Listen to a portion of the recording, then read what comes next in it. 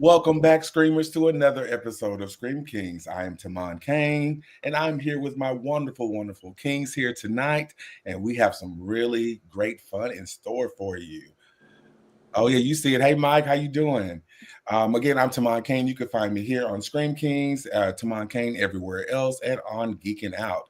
Into my, you know, this direction. Bobby Torres here from People Under the Scares, and Bobby likes it spooky. Yeah, and I'm happy to be talking about Fear Street tonight. Fear Yes. Street. Greetings, freaks. This is the other half of People Under the Scares with Bobby. This is Mike at that Greetings on all social medias. And I'm excited to go through this again. Not excited about who I got on this quiz, but we can talk about it. All right, my name is Alex Arson. I'm the host of Horror Flicks and Chill on Instagram and YouTube. Ooh. Germ. Oh, I was gonna let JoJo go first. This ain't my show. But hi everybody. I am a guest this week on Scream Kingz. I am Germ's 1/3 of Rise from the Dead podcast, and shout out to Mike in the chats supporting me. Love you, buddy. Aw. And yes, Jojo. Hello. You can find me at I am Jojo Cortez on all social media and Curious Jojo on YouTube. And yeah, happy to be here. And tonight, as King Bobby said, we are talking about Fear Street Trilogy, kicking off our season 3 with a really fun trilogy. It's so much I can say about it, but let's just follow what we got to talk about first.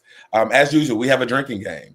And when you hear the word fear or fear, make sure you take a sip. So, fellas, fear. Cheers. Cheers to fear. Cheers to fear.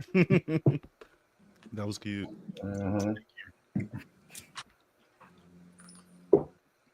Ooh, okie dokie. So, let's kick it off with what are we screaming about? I'll go for it. Alright. Let's get the shit out of me. I forgot all about that. That was terrible. I hate it. Surprise! Does anyone have anything that they're screaming about in horror right now? I have two things. I want to say one. I have two just in case one person said the one I really want to say. But Terrifier 4, the writer and director Damien Leone. Mm-hmm. Happy birthday to him. He did share with us. We will learn about Art the Clown's origins in the fourth installment. So, any ideas? Ooh, I have no. He's their brother or something. It's another Roman situation. I don't know. Oh, come on. See, we're not. Is this going to be the last one? Yeah, he said it's the final. It's the conclusion. All right. Okay. Congratulations. No one to leave. That is a very talent that It Trilogy is. have. And sometimes they overstay their welcome. Respect. Yes, Respect. You should. for sure. What about you, Alex? What you screaming about? Nosferatu was coming on video. I saw it in theaters and I thought it was a great fucking time. So I can't wait. I definitely want to own that and I watch it a bunch of times more. I love Nosferatu. So yeah. Okay. I'm buying that on 4K as well. Yeah, exactly. Oh yeah, it was good. What about so Mark Consuelo's joining Scream 7? I know. The only news about that is that Mark Consuelos is joining Scream 7. So I'm that's all they said about that. Nothing That's else. cool. I'm a fan of him from Riverdale. So when that news leaked, I was super excited because I don't know. I didn't see him on that. Was he good? Oh my god! I'll say yes. He's good. He plays a villain. He plays Hiram Lodge. And he is a very, very, very catty villain. So he has range. He has range. Yeah. Okay, so he can. We love it. Got it. Yeah. So I don't know what role he's playing, but whatever it is, I'm sure it's going to be interesting. I did see a clip of him on Kelly, and I guess it's his show, his wife's shows. Yeah, they're on it together now. They were so funny, and she was like, "So, are you the killer?" And she was like, I can't tell you anything. All I can tell you is I filmed with Nev Campbell and Courtney Cox. And she said, because you tried to kill them. So it was just so funny. It was how cute. they were doing that on Interesting. Interesting. He is a little sad. See, he played a really good character. He was a kingpin on that show. My random quick thought about him being in this and how he could fit. This is so random, but obviously because he's Latino, and I'm like, could they be setting something up for a future Scream? Obviously, in a perfect world, we could have the Carpenter sisters come back. Could he be like a family member on their mother's side that we find out later on? Like, let's pretend he survives, and they get a Scream 8. Maybe in Scream 8 you find out he's related to a Carpenter, and here's a linkage. You know, it's really spicy. It is very. I don't know if that's random to y'all or not, but my first thought was that'd be cool if he was related to the Carpenters, and we find that out in a sequel. I see Critical Overlord in the comments. Since he know everything, he got his degree. Why don't you tell that's your degree and shit? Why don't you tell us who is Mark Consuelos playing in Scream 7? Huh? Exactly. I mean, the words are like reporter-wise, but that's the gist of it that I've heard. Yeah. These writers, we are really going to see what they're made of because they got a lot of shit to wrap up and explain. Mm-hmm. So we really are going to see what we working with. That's why I'm excited for Kevin to deliver us a dramatic story arc alongside the slashing things that we love. That's going to be befitting of even having Sydney on the screen in the forefront again. Because obviously we saw that we didn't need her, but if you're going to bring her back, at least Kevin Williamson is guiding the ship, and he can navigate how to write for Sydney since he created her. So, I'm excited. Thumbs up for that. Thumbs up for that. Hopefully, I'm excited. We'll see. Yeah, I forgot he was writing it. He's not writing it. He's the director, so he's writing it. Guy Busick is one of the contributors to it, but I'm sure he's taking care of it. I think this further confirms my suspicions that the secret K character in Scream is Chris Carpenter. Give me Rosalind Sanchez. I'm just saying. I thought it was Eva Longoria. Eva Longoria. I'll take Eva too.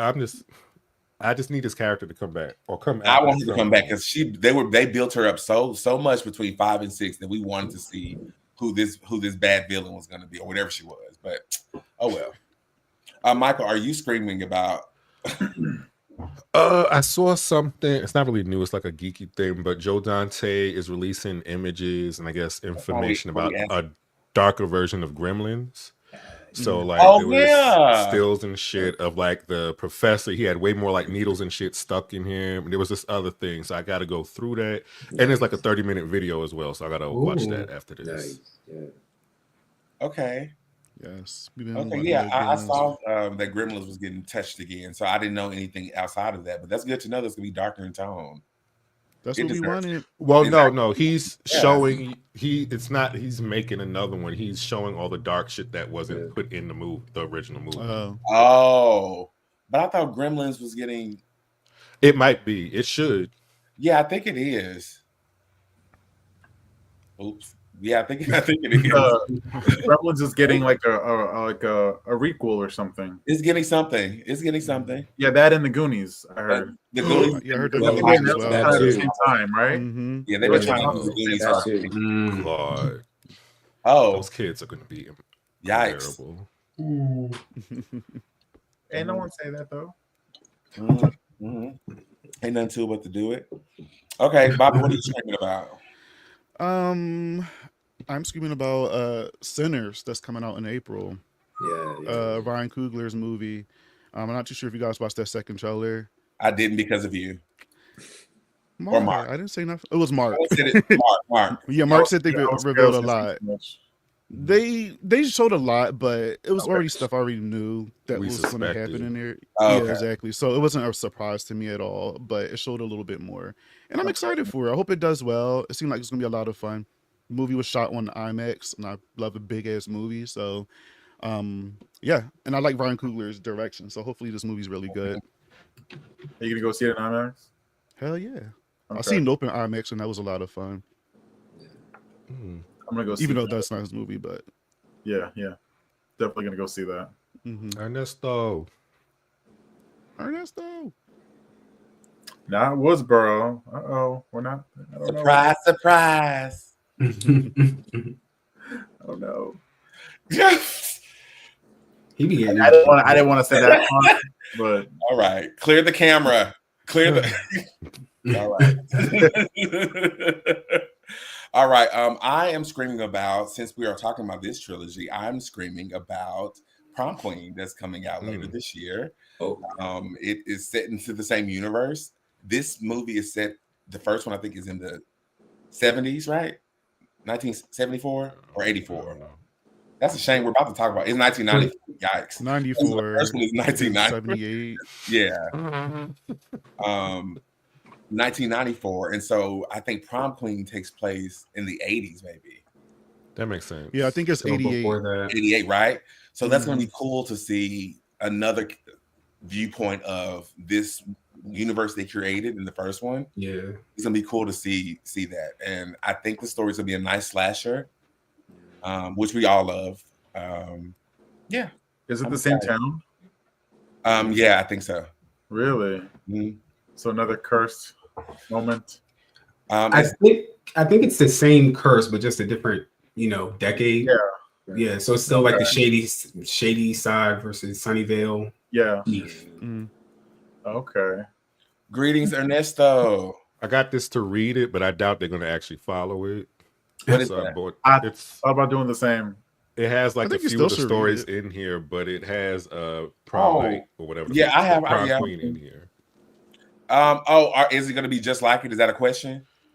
No, I doubt it's going to be just like it. But for the most part, it is. Okay. Well, then why you let me say that if you knew the answer? The book is the book is the answer. Is better. No one wants to talk about. We need to. Hold on. Yes. Don't get me started. I haven't heard any of it. It's not so good. I gotta listen to it. Okay, so that's what I'm screaming about, and I think it's time that we tap into a little bit about Germ, right? Germ, I'm keeping around, but Germ, we have this moment where we want to get to know about you. What's your fear story? I mean, not your fear story, but your horror story. We want to get to know you. What makes you love horror and your favorite franchise? I want to say thank you guys for having me. Such a blast to hang out with all of you guys. And I love the new intro. Kudos to the new intro. My favorite franchise would have to be Scream. It's so cliche because it's so everyone. I think that Scream is just a movie that you just can't go wrong with, regardless of how you feel about slashers. There's one in that franchise that you're like, all right, that wasn't that bad, even if you're not like the biggest slasher fan. So I would say Scream hands down. And my horror, story, I would say I fell in love with horror back in the day when I was a kid and I saw like a sleepaway camp VHS cover and I read the back of it and I just loved it. It just caught me off guard. That scared me. I couldn't wait to see it. And from then on, I tried like egging my parents on to like buy horror because they're Spanish. They would watch like novellas and Universal, so I couldn't really get into horror like that. So when I would like try to get them to drift my way a little bit, I was happy. So and when did you realize that horror was a genre that was not just a niche for you, but it's something that you really was dedicating your time and your love to? When Are You Afraid of the Dark came out. Yeah, because Are You Afraid of the Dark? That was something I was allowed to watch. It was, it would come on Snick, and I would just be like, "All right, Clarissa, hurry up and explain it all because I got something to watch." Like, I wanted to watch. I couldn't wait for Are You Afraid of the Dark, and then Are You Afraid of the Dark? It kind of bled into Goosebumps and Animorphs and all this supernatural stuff. So early on, I was one of those kids. Okay, I love it. What horror movie scared the shit out of you? To this day, The First Strangers. hands down, it Terrifying. scares the hell out of me. I remember the first time I saw that movie is when I was with an ex-boyfriend and he was leaving on a cruise without me. And we decided to have a movie night. And the movie we decided to watch was The Strangers. I was left alone for a week in our townhouse while he was on a cruise. Yeah. And how did that make you feel, huh? I mean, I moved on with the love of my life of 10 years. Period.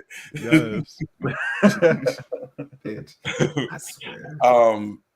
If we changed a few things, don't you think that would have been a great story for Gail and Dewey on their honeymoon? No, that's a great story for Jeremy and Brandon. No, I'm talking about the movie Strangers. The movie Strangers. Yeah. I'm cracking up, Jerm. Not your personal story. I'm such a tourist. I am such a tourist. Yes, you are. Yeah. Lord. No. Yes, your story is beautiful and made for you too perfectly. Yes. And no one else deserves that besides you two. No one else ever will. Okay. Thank you. You're welcome. Okay. We're done here. Okay, so normally we do have some fun where we take a quiz. This quiz this week is about which Fear Street character, I said it, you need to take a drink. Which Fear Street, that's twice, so make it good. Can I say something really quick? No. Hurry up. Anyway, I hurry up and I took my quiz and I sent it to Ricky. I did not want to see the results, so I wanted to get a really, really good reaction to this. So I'm excited about this part. Well, Ricky is actually going to take her quiz with us, so you guys see the questions that we were asked. Oh, fun. Okay. How would your friends describe you? Bold, kind, sassy, sensitive, hilarious, stubborn. Oh, Ricky. This can get real shady. I would say kind. Are we choosing this? Let's go with kind. Yeah, let's go with kind. Okay. I'd say Ricky's kind. Yeah. Yes. I mean, you're also smart and all I was these going other to choose smart things, originally.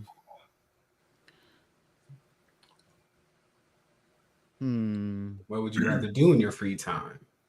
It seemed like Ricky's more of introverted, so maybe do Watch something TV. creative or watch TV. Yeah. Let's give him watch TV. Yeah. She doesn't know. She hasn't seen Fear Street yet. Oh, yeah. However, So we can help her. I think she would like. Wait, come on. You can't skip it, sweetie.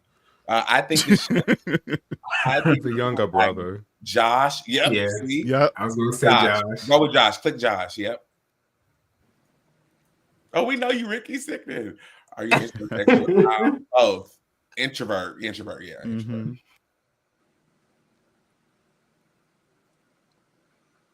What did y'all pick for this one? I had to pick Scream. I did too. Halloween. Clueless. It's right there. This is hard. I would have picked Clueless too. That's a hard one. Okay. We all picked the same one again. I bet we did. Who? Ricky, you have to pick a superhero. I picked Scarlet Witch. I did too. Oh, I picked Wonder Woman. Captain Marvel. Yikes. See, It's gonna be casual. You know damn well you didn't want Captain Marvel. Yes, I did. What do you mean? Oh wow. She's so underrated, but she can beat damn near everybody's ass in these movies. Who? Captain Marvel. Oh yeah, she can't beat everybody else in the room.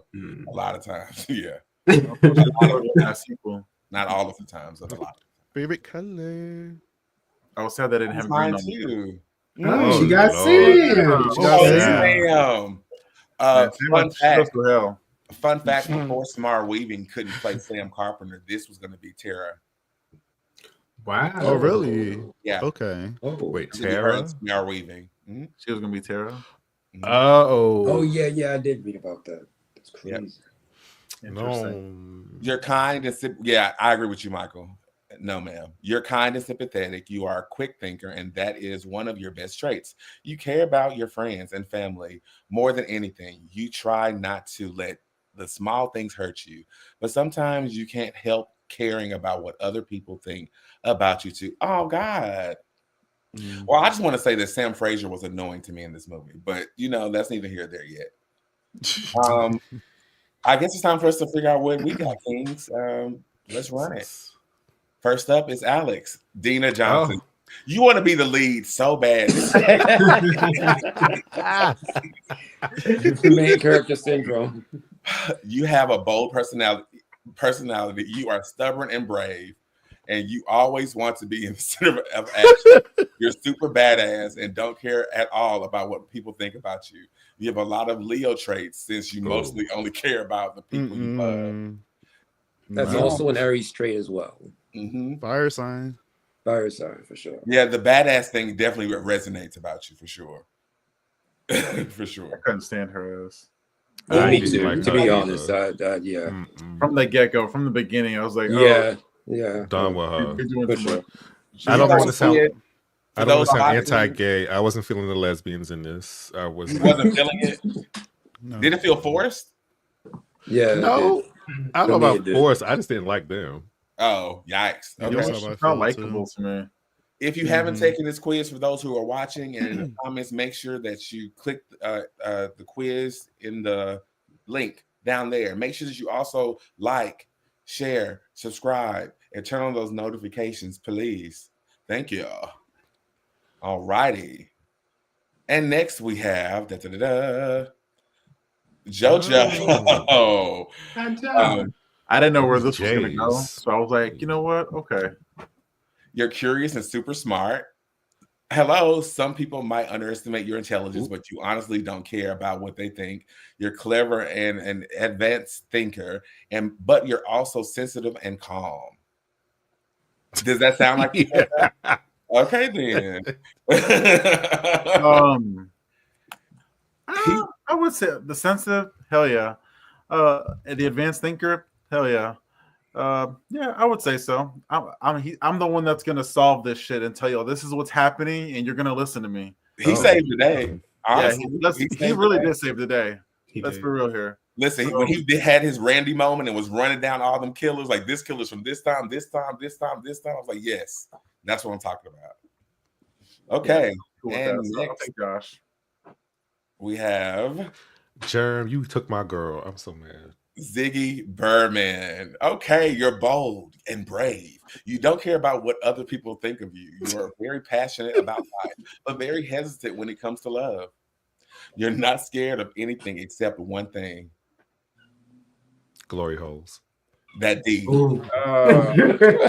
He's not. Everybody list something. Y'all are so late. Y'all are late. Bobby, hit him up too. Alex, wear him out. Oh. Thank you, Michael. Not the snort. Next up, we have. But what was the one thing? We all listed them. You didn't click next. You have to click next on the thing, right? So you can get the full thing. Mike, you want to be the lead too? I'm none of these things. I'm not stubborn or brave or need to be the center. No, not brave for sure. You have a bold personality, Michael. Please. Michael, please. You have a lot of Leo traits, and you move. Oh, you don't like Leos, right? That's not true. I just want them break your heart. There were a lot. No. Who hurt you, baby? Who did it? It's all right, my love. It's all right. You'll be better. Next is myself. Kate. My girl Kate. How many times you took this quiz? Once, sweetheart.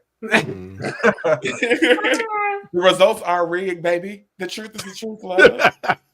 I was your best friend and I shouldn't have been, because being your best friend got my ass killed and I don't appreciate it. Oh, now that applies. Oh, that's interesting. Absolutely applies. Okay. When I tell you, sweetie, your girlfriend is dead meat. Leave her ass outside. No. Yeah. Kate, you're sassy, spunky, and street smart fighter. You never let down your friends or turn your back on anyone, even when you know it might literally hurt you somehow. You have a clever and intelligent mind. Absolutely. And she's my favorite character, by the way. Out of the whole trilogy? Yeah. She's high up there. She's high up there. She understood the assignment. I fell in love with her when they were having that chase scene in the hospital and they ran past her. Yeah. And they were like, what's happening? Then she just reacted, started screaming. That's when I started liking her. And then last but not least, wait, was that it? What is with y'all?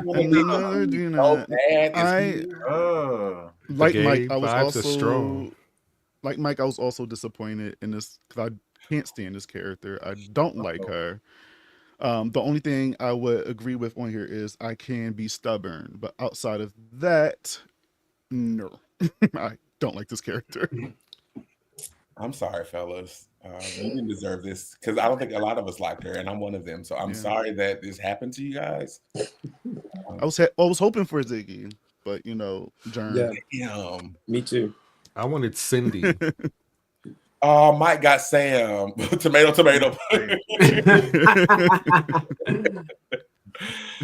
Isn't that crazy? The main and her love interest, no one liked. That is so weird. I think, because the main was her sacrificing her brother go save her girlfriend just really was weird. Taking me out of it. Yeah, it was weird. Oh my gosh. Google, BuzzFeed. Thank you. Thank you, BuzzFeed, for this wonderful quiz. Google BuzzFeed Sphere Street quiz. Sylvester, please. Let's post it again. Okay. Can I say though, like, I want to be the one I don't want to be different, but I want to say I did not mind her or her love interest because I felt like the story was so good. I'm not going to stunt. Like, this was a rewatch for me. When it first came out, I watched it in pieces. Like, I watched part one day, 2 weeks later, I watched part two. But watching it back to back to back, you understand a lot more and you get a lot more. You don't have to, it's easier to put things together. It flows easier. I feel like if you're going to do a movie with like a lore this deep, this is how you do it. Yeah. I will say, like, when me and Mike covered this on a podcast, I said the same thing, Germ. I said, like, watching this first movie, unbearable. But when you watch them all together and when you get to the end, I still don't like the hoe. But she is somewhat likable towards the end because of all the things she's been doing. But that first movie, man. I think her brother makes her likable. Oh, yeah. I can see that. You know what I mean? Tolerable. I also felt the same about Alice. Like, I couldn't stand that Alice girl, little punk rocker, whatever. Yeah. It was so annoying, but eventually, again, traumatized. Broke her leg. I was like, okay, now I kind of like you, JoJo. For some reason, like when I hear Alice, it's just like a trigger. I know it's a trigger, right? Yeah, I just automatically go to. But when I was living for how bold he was, going for her straight head forward, like, what did he do to you? Y'all were like, wrong Alice. Alice, the punk rocker girl. Oh, God. That's hilarious. Y'all were like, wait, what? But you want to know something crazy too? Every one of those characters I saw, like, oh yeah, that's this person in Friday the 13th, the game. That's this person in Friday the 13th in the game. Like, I could match them. Even with Cindy, like when she was younger, she looked like the final girl character in the Friday the 13th game. So it's like paying tribute really to the 70s and 80s. Sure. The writer of it says that each movie has a certain movie that it models itself after. The first one is Scream, the second one is Friday the 13th, and the third one is The Witch or some shit. It's not The Witch, it's older than that, and it's not even that popular. Give me 1 second. We're gonna talk. Hold on, I wasn't ready to go. It's not even that popular. It's horrible. I have it. It's not. I mean that. Yeah, I'll tell you in a second. Witchfinder General or some shit like that. See, I'm reading. 1 moment. Like Blood on Satan's Claw, or something like that. Something along those lines. Some type of like folk type horror movie from like the 70s. It is a folk one, yeah. Yeah. Interesting. Well, No idea. Well, it's cool that they did that. Yeah, it was you smart. see it. Thank you. Yeah, you see it. It was definitely cool. I'm waiting for them to drop this like on, disc 4K or something. That'd be nice. But you know Netflix, you know how they do with their movies. They better drop Hush Stranger Things when that finishes. Oh yeah. I think the movie Hush is now on like physical media, but it's not on Netflix anymore. I think they had to is it Mike Flanagan who did that? Yeah. Yes. They had to do so much just to get that on physical media for people because it was originally released on Netflix. Can we just salute the companies who are still pushing those physical medias, because it's dying, and we all know it's dying, and it's heartbreaking. But the fact that they spend their money, because it's expensive, the fact that they do that, we appreciate it. So they got it. They do. They definitely do. Let's dive into a little bit of Fear Street. Have a sip, please. Did anyone read the book? No. That's why I'm surprised Mark isn't here, because I know Mark. am too. Oh my gosh. I want to talk to him about something, and I'm so mad he's not here. The New Girl, the beginning. Fear Street, the beginning. So the Fear Street trilogy is a loose adaptation of all of these stories. And it's really not blow for blow at all. They really created their own story that's mixed with actually not the with the new girl, but it's also the cheerleader. That's part of the story too. Hence, the love interest is a cheerleader. She's standing like the lead, that girl on the right in that book on the right. She's standing like her from the first one. Yeah, I see it. She ready to box, right? I guess that's supposed to be get that ring though. Sure, like MMA fighter, like say something. That's a Ronda Rousey ass. I guess that's supposed to be Dina. I guess. But this movie has been actually this movie has been trying to be made for a very, very long time. They actually bought the rights for this in October 1997, and it wasn't going to just be a trilogy. It was going to be a Scream-like television series. Oh, yeah. Okay. In October 2015, a film based on Stein's Fear Street series was being developed by 20th Century Fox.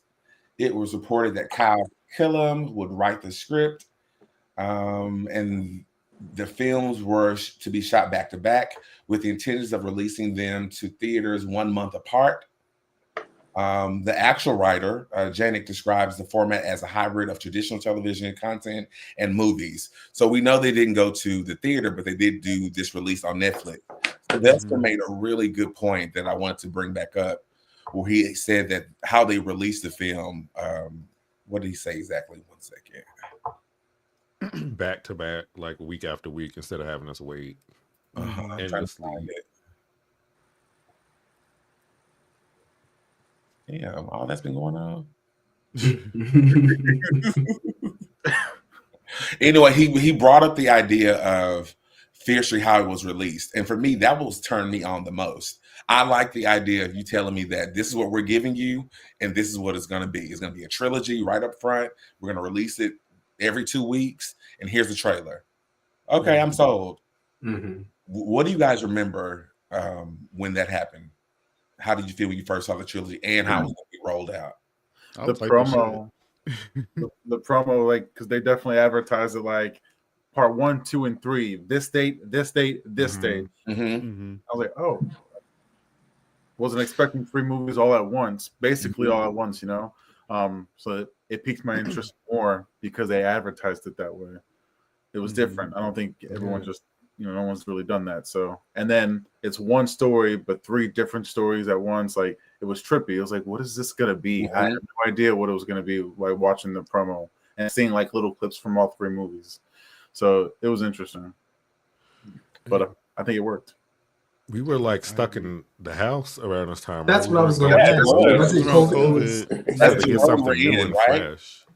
Yeah. Come on, Mike, paint the picture. We were in lockdown. We were in lockdown. Yeah. Some of us. Some people still out dipping and diving and sliding and shit. Okay, face mask on, baby. Yes.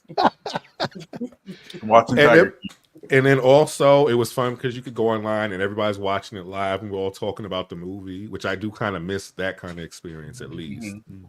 It was a fun time. Yeah. I remember it's when kind it of was like, reminiscent to like TV shows back in the day, where obviously you had to wait a week for a new episode.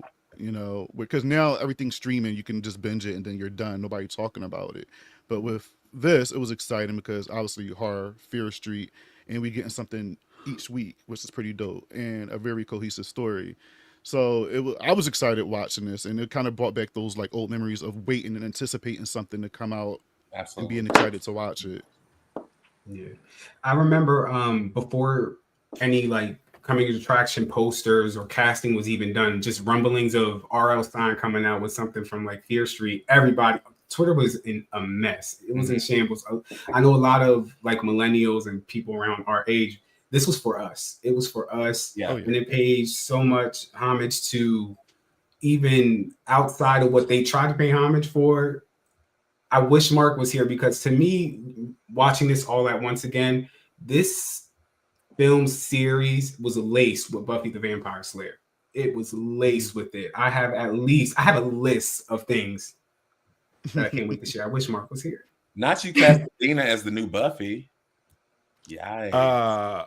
I mean, she does have that Slayer edge, right? No, she gets Faith. She ain't giving Buffy. Yeah, she does get Faith. Yeah. Cindy is Buffy, or Ziggy's Buffy. One of those two sisters. For is Buffy, sure. And that girl is Faith. Not Buffy, but the new lead Slayer. Let's just do that. Not Buffy. That's fine. Okay. Do you guys think that this release schedule is the future, and how does that impact like us going to the movies and physically going to the theater? I don't think it's the future. I think it was for the time. Mm-hmm. Because no one's doing that again. Like, at least I don't remember anything coming out like that again. The Strangers tried it. They did, right? It was supposed to be like every month. The Strangers, but they had to do reshoots how bad the first one was and how the other. Oh yeah, I was like, what? I'm surprised the second one is still going to be in theaters this year. Well, not every month, but it wasn't X and Pearl and all that filmed in the same year, and they were like trying to release all those movies. They released them like back and back. Mm-hmm. Yes. Mm-hmm. Yeah. Oh yeah. Tyler Perry does it. Shit, we got a new season every few weeks of a show. Oh, that went off air. Shit, as much as you paying for Netflix, you might as well have a movie back at least a new movie every week. Shit. Right. Exactly. What is your preference though? Like if Nightmare on Elm Street said we're coming out with a trilogy. Would you like that? Come on, run it all. Give it to me all. Give it to me all. Yeah. That I would want all. No names attached. Nothing. And we talking about in theaters, right? Let me see what you got. Or streaming. Which one would you prefer? I would prefer. It would be easy. The easy answer would be streaming, but I would prefer to see it in theaters, and I would get all 3 of my tickets. Yeah, one thing right there, and just get ready to go to the theaters every Thursday or Friday. So, especially for a Nightmare on Elm Street movie, because we haven't had one in years. So yeah, that's a theater experience. And I blame y'all for that. Y'all trashed that last one. And it wasn't our fault. It was the lead. But if this is the thing, this is the thing. For as a king, he deserves to be in the theater, and not even both at the same time. I'm talking about theater only for like the first couple of months, and then run it on streaming. But if they said October, November, December, all 3 movies coming out, I would do that. Yeah, right with that. Streaming might be cool because it would put Freddy's Nightmares back out there again. Because when he had his own show, that was pretty cool. Like that was around the time where it was like pure hype for Freddy at that point. So like it was Freddy everything. So when he had his own show, it went on pretty good. It was every episode was something cool that was going on with Freddy. So that's even more victims, even more special effects and kills and dream sequences. So if he was to go back to streaming like Netflix, like have a series again, like with the special effects and the things that we have now, like that could still do a lot for him as well. Like Freddy back, if we could probably get Robert Englund, that would be even better. But like him having, I understand he's too old for that. He doesn't really want to do it. But the idea of him being like on Netflix or something, like 2, 3, maybe 4 seasons, that could be really dope too. They could really sell that. and it would make everybody go back and watch Freddy's Nightmares as well, which was a pretty sick show. Yeah, I like that. It depends on who makes it. It depends on who's gonna make it. True. Because if it's like Mike Flanagan, he does it. I'll be like, you need to turn that into a series and just do that versus you just doing movies. Or if it's the guy who did the It remake, I would be like, okay, I could go watch that in theaters. Yeah. I feel like he might be able to do the runtime and have everything flow well. What about James Wan? No. I feel it. Yeah.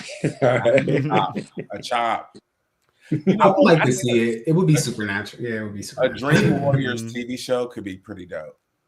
Yeah. Dream Warriors show. I was thinking the characters, get a little bit of star power in there, make it scary, introduce us to a new Freddy. We don't need backstory yet. We just here for Dream Warriors. Exactly. For that. And if that is received well, then we can branch off into creeping us out more about his backstory and define it for once. So if they did that, then there'd be no Nancy in this story, then, right? We don't know what we could do. I mean, you could say that Nancy could be the new patient that's admitted at the end of season 1. Yeah. You can say Nancy's already a patient. You can say, JoJo, what's the main character from the second Freddy? Your favorite one?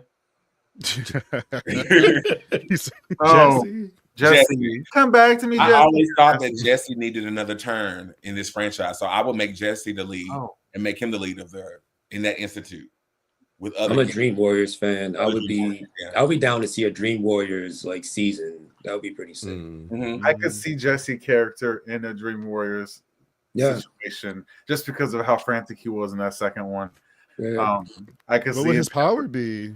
Screaming. He basically had Joey's power, but he's the new Joey. He's screaming. No, he's a siren. He's a siren. Yeah, he's gonna siren you out. Siren. Yeah. How do we get to Freddy? I don't know. You were talking about the timetables. Like trilogies, like you said. We go see.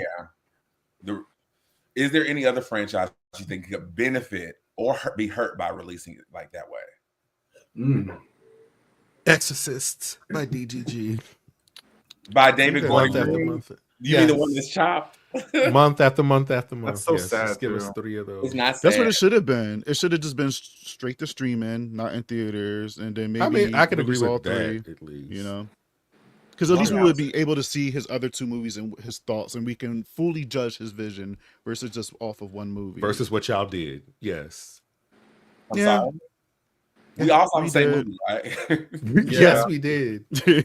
Mike is with me. It was a good movie, y'all. Mike is with me. Sure. Oh, y'all liked it? Yeah, Michael loved it. He loved it. I liked it. We don't need to say loved. I liked it. Loved it. You liked it. Beach Trilogy. Feast. Yeah. I think Terrifier would be cool to release this way. Well, yeah, because I need to know what the hell's going on at this point. Terrifier, sure, yeah. Because I'm not there for like a real storyline. I'm just there for like a classic slasher. That's it. See what they're going to do. I would like an urban legend. Yes. Release like that. Yes. I always wanted urban legend to be like a show. Because there's so much you can do with that. And then when you watch the first movie, that would probably work. Or even not even that, because there's so much history. Like when you watch the first movie, they always talked about like stuff that happened in the college back in the day, and they always alluded back to that. Yes. So I feel like you can go back and tell that story and kind of mix it in with some modern day shit. So you can do a lot with urban legend, and then new urban legends, not just old ones, but like newer stuff that we have now. You keep it going. Friday the 13th, they're still trying to get a show going, and so every season would be a different version of Jason, like as it goes on or something like that. That would be pretty cool. That'll be fun. But they're still working on it though. That should just be a child. I'm so tired. That sounds exhausting. I'm exhausted even still. Yeah, that sounds exhausting. I want it, but it's so much stuff going on. And then when they were making it, I was excited, and then something bad happened. Yeah, I was a backer of that fucking game. I was so mad when they like shut that shit down. I was so pissed. Yeah. But to me, I would go somewhere different versus like a slasher. I think The Descent would be cool just to be claustrophobic for that long. That would be crazy to me. Yeah. As a TV show or as a 3-part? As a 3 like release, like a back to back to back. Like I couldn't do a TV show with I feel like they owe us a third movie anyway. I feel like that. But I feel like that. They got to fix some stuff for me in that second one. So yeah, they do.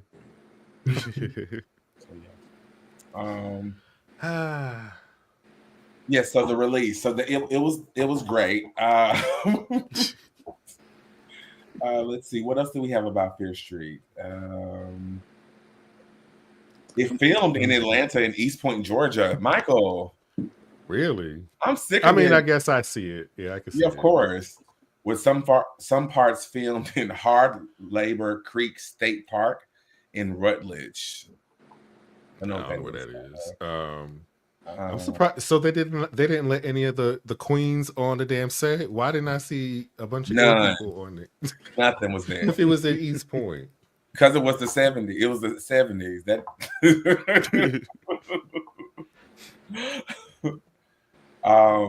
okay, so let's talk about the cast. We finally got the cast released. Do we have images of that? I think we do. We have section. Let's see. Let's go clockwise, starting with I'm sure one of everyone's faves, Ellie. I mean, Sadie Sink. I'm sorry, Sadie Sink. You know what? We're gonna skip around this story because we know the story. That switcheroo they did was very cute for them.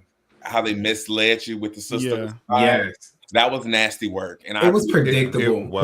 It was predictable. If someone comes on the screen and their name is Ziggy, no, that's not true. That was not her name, but you didn't know which sister survived. Yeah, I was tricked. I thought it was the one I liked that survived. So I was tricked. Me too. The older sister, because I was so into it, I didn't worry about try to. Me too. Who was to think that? Oh, that's the other sister. I was just into it, and then when it was revealed, I was like, oh shit. Miss Ziggy, we love you. Well casted. I've only seen her in Stranger Things prior to this, and it was nice to see her in another horror lens. But she gave Final Girl. She did. Definitely. She was good. And Stranger Things as well. Like she's been blowing up. She just a really tough, strong, spunky type of character. She does that shit. She definitely stood out. They was beating her ass in that second one. I'm talking about leg crack, arm crack, burning. They beat her ass. I wonder what they're going to do. It was giving Samara the ring. They was breaking that baby down. Like they lynching the white girl. Like what's going on here? Like no. She was out of it. Did we like her or Dina more? Definitely. As a lead, right? Could you see her playing the main part?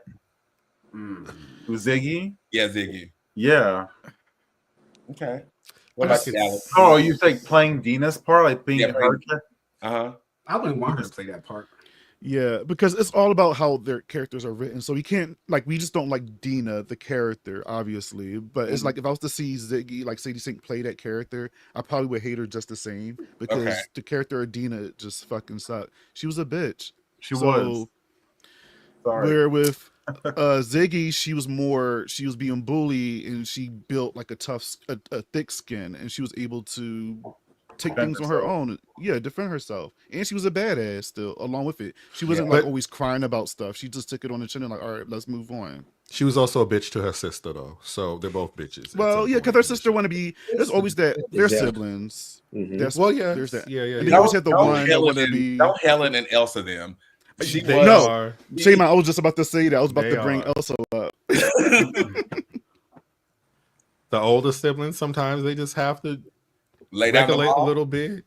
Yeah. But Ziggy was misunderstood because those kids were trying her. When they burned her arm, it would have been. Exactly. She needed her ass beat. Yeah. I think that's this girl right here, Ariella. Who? She does this girl to the far right. Oh, okay. She was in. I think her name was Sheila in it. Oh, she was in Gerald. Her name is Shiara. That's cute for her. I think it's Kiara, but it's Kiara. Maybe. Oh my god! Anywho, she played the bitch who was rude to Sadie Sink Ziggy. Okay. She looks Wasn't like just rude. She burnt her ass. That was wow. Mm-mm. She burnt. She even her said arm. it. She was like, they was trying to commit murder. Like, Yeah. But then I think it's the 70s, so I'm wondering if they were just like, this is not that big of a deal. Okay, so because now I think if you do that, it would be a different situation. Cops are called immediately. Like you get now when you say that, Mike, like when you watch a lot of movies from the 70s and like TV shows, like I'm thinking of Carrie when the teacher was slapping the shit out of the students when they were acting up. Like you can't get away with that shit. So Absolutely not. Yeah, you get away with a lot back then, I suppose. I guess. Any fan favorites on this screen outside of Ziggy? Cindy or whatever. Oh, she's not on there. Never mind. Who is Cindy? Ziggy's sister, the one who felt like she gave me more Final Girl than Ziggy she was did. Final Girl, but she didn't make it. So. She didn't make it. Yeah, she's not on here. On this, but I liked the progression. Like she was like this shy, yes, I guess timid, like angelic little girl who just doesn't look like she's gonna get into trouble, and then to become the badass that she does by the end of it, and then saving her sister. I mean, I liked her progress. So I agree. I'd say she's probably a favorite. That was a great story arc for such a short period of time for her too. It was quick, but nice. I mean, it worked. Effective. Now, because most movies can't do that. Cannot. But we need to see him like chopping her chest with the axe like 17 times. At one point, I was like, okay, that's enough. Like we get it, it's enough. Because I didn't think it was sad. Like, they were trying to kill them at the end. Do you hear me? They were trying to and everything. Just like what? I gotta say, I appreciate it though, because Bobby knows I complain about them Friday the 13th movies. I'm like, you cannot be introducing campers and not killing these bitches in front of me. And so the fact that he was tearing these kids up, I kind of enjoyed it. Alex, you love Friday the 13th. Did they check any of those things that need to be checked for a horror movie taking place in a campsite for you? Definitely. And not even just Friday the 13th, just like that entire subgenre of horror movies. Summer camp horror movies is like one of my personal favorites. Sleepaway Camp is in there. It has that vibe of like The Burning. So many of those like Mad Men, like so many of those like summer camp horror movies. It's the summer camp vibe and everything. They made you feel like it was actually in the 70s. As I was watching it, I felt like this fit right in with all those movies I just listed. It just seamlessly blends in with that whole genre right there. They definitely was more impressive. It felt more 70s to me in that one than it felt like 1994 in the first one. This one definitely just had everything that you needed for that type of story to tell. Yeah, from the setting, the characters, the clothes, the hair, everything, and the tropes, definitely, and even the killer, with the axe and the mask and everything, like from what's that? The Town That Dreaded Sundown, with the sack and everything. That was a really cool character that they put together. That's definitely one of my favorites out of the whole villains thing. But yeah, he was a great killer for that. It's also a mixture of Jason from Part 2, right? Because he had a burlap. Yeah, exactly. That too. Yeah. But that came from The Town That Dreaded Sundown. Exactly. Sylvester says summer camp horror is always a good time. I have an unpopular opinion. This is one of the subgenres that I just don't go up for. At least the classics. And I know that's awful to say, right? I'm just not a Friday the 13th type of guy. But this to me was more enjoyable than a lot of those movies. Yeah. Same. I agree. Definitely. It's one and done. You know what I mean? Like Jason definitely had overstayed his welcomes at times, but it definitely, he's more of the famous one because we all grew up watching one of those. But the ones that we were talking about, like Sleepaway Camp, that's a deep cut. Like that's a deep cut. Like you definitely have to be a horror fan to have seen that. We've all grown up watching Friday the 13th, but those other ones, The Burning, like 79 to 80, 81 was like peak summer camp horror movies. And so yeah, I can see not being a Jason fan because it gets really cheesy and corny after a while, but it's a particular corny and cheesiness that I kind of enjoy. It's like junk food in a way. I know I'm not supposed to be eating this shit, but I'm gonna do it anyway. But It's yeah, not no, Jason. It's because I love the reboot. I thought the reboot was perfect. I thought that's where we should be going after, if we're going to make a new franchise after the reboot. I was like, this is what I would enjoy. Let me ask this question: out of the eras that they showed in this trilogy, which one do you think they did the best job representing and giving you that feel? I think Alex 79. nailed it. 78. Yeah, 78. Me too. and no shade to 66. Honestly, no shade to that, because that was Right. Yeah, that was really good. But yeah. I will say when the first one came on and we were in that like 90s themed mall, I thought that was sickening. I thought the mall was sickening. The mall was was all neon and stuff. I was Yeah. like, yeah, I fucks with that. bring that aesthetic back to malls. Yeah, even though malls are dying, but yes. still. Yeah. Shout out, right? And then the iconic kill of Maya Hawke's, Stephen Hawke. Right. No, not Stephen Hawke, but Ethan Hawke. Ethan Hawke's daughter. That's Uma Thurman's daughter, right? Thurman's daughter, yeah. Yeah. She was the opening kill, very similar to Casey Becker, even the same final kill stab, that whole little final thing. How did we feel in her scene? Did she nail it? Oh yeah, Nailed it. Definitely. She ate. It set the tone of the movie. I was like, I don't know what to expect It in did. the first history. And once we saw that, I was like, oh, it's like that in this. Like, okay, cool. I thought it was gonna be some goosebump shit, and That's what I that thought. happened. Friendly and They're gonna go there. That's what I thought. That's why, I thought like, yo, they about to fuck shit up now. Like, Yep. we going, and it's no off-screen kills. I can't stand off-screen kills. Like, we going full force. Yo, and it wasn't even the first stab. It was the stab on the ground when she was already down. He wanted another piece. That was, and blood shot out her mouth. I was like, yes, we're in. Yeah. That's what did it for me. I think, Germ, it is time that you follow us to this special place that we like to call the Health. I hate this. Don't be offended.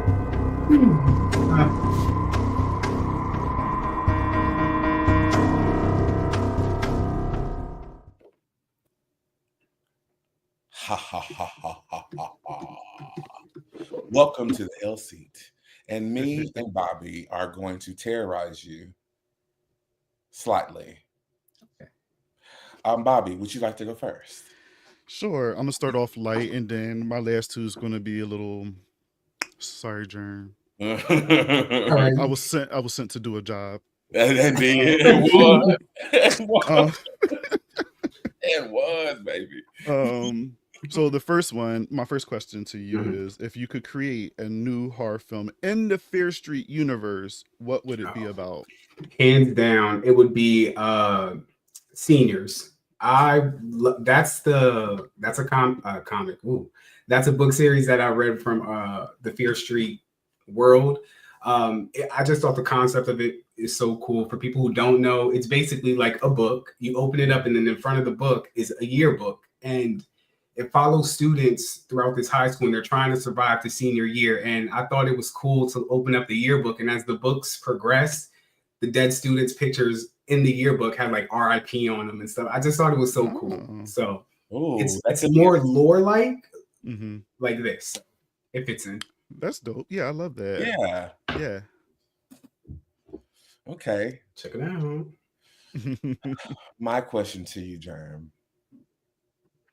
Which trilogy in the Fear Street trilogy, which one of the movies would you put each of the Kings in, and why? Michael, because he likes to be dirty. I'll put him in 666. He likes the must. The accents. Yeah. I shall cut off my hand for you. Right. That's how he be talking. So perfect. Turn. So yeah, he'll be the only one there.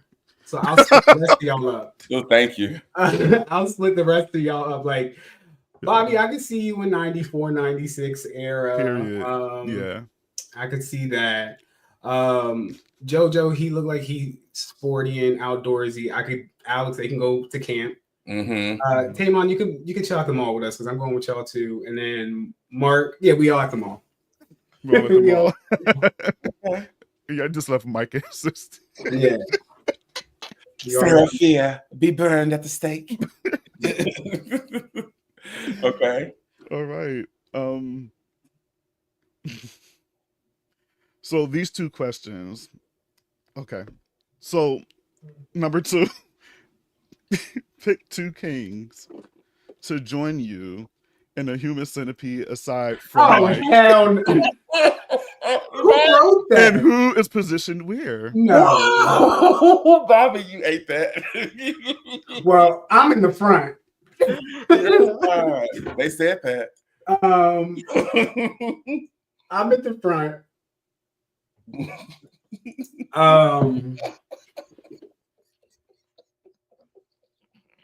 Oh my god. Tamon, you can get right behind me. Oh god. How did I get in? You can get right behind me. Yes, and then I'm gonna leave Mike alone because he's still over there with the witches. And I'm just gonna do go ahead, Alex. Go ahead. Yeah. if you can't do, just move on. Yeah, just go ahead. I don't. Damn. Sorry, Alex. Really, Bobby? That's how you doing? That's how you coming? I have an explanation later. So continue. I love this. Mm-hmm. Germ, who are your top 2 Scream Queens or final girls? Oh, hands down, Sydney Prescott, the Sydney Prescott. Please correct it. It's actually Sydney Evans, right? Okay. Her. And I will go ahead and give it to Jamie Lee. I'll go ahead and give it to Lori. Okay. I mean, I think those are the only 2 right answers. I don't want to go against the grain. That's fair. The next part of my question is, which trilogy, Fear Street trilogy, would you put them in? Ooh, Sydney 9. I want to give Sydney a challenge. Let's see how she would do in like a Friday the 13th setting. So we can put Sydney in 78, right? Mm-hmm. Jamie Lee, Laurie Strode. Let's have them swap. We could do that. Okay. We could Laurie to the 90s, like at her age when she first debuted. Okay. So we can do that. Okay. More Scout Taylor. What's her name? Compton. Yeah. Your favorite Lori, Bobby? That's not my favorite Lori. I like her. I do enjoy her, but that's not JoJo. Sydney Nancy, not Alice. Okay, that is a fair answer. That's interesting. I would actually think that Lori could survive in the 1666 one. I think her first movie was more dramatic, more so than her kicking ass, right?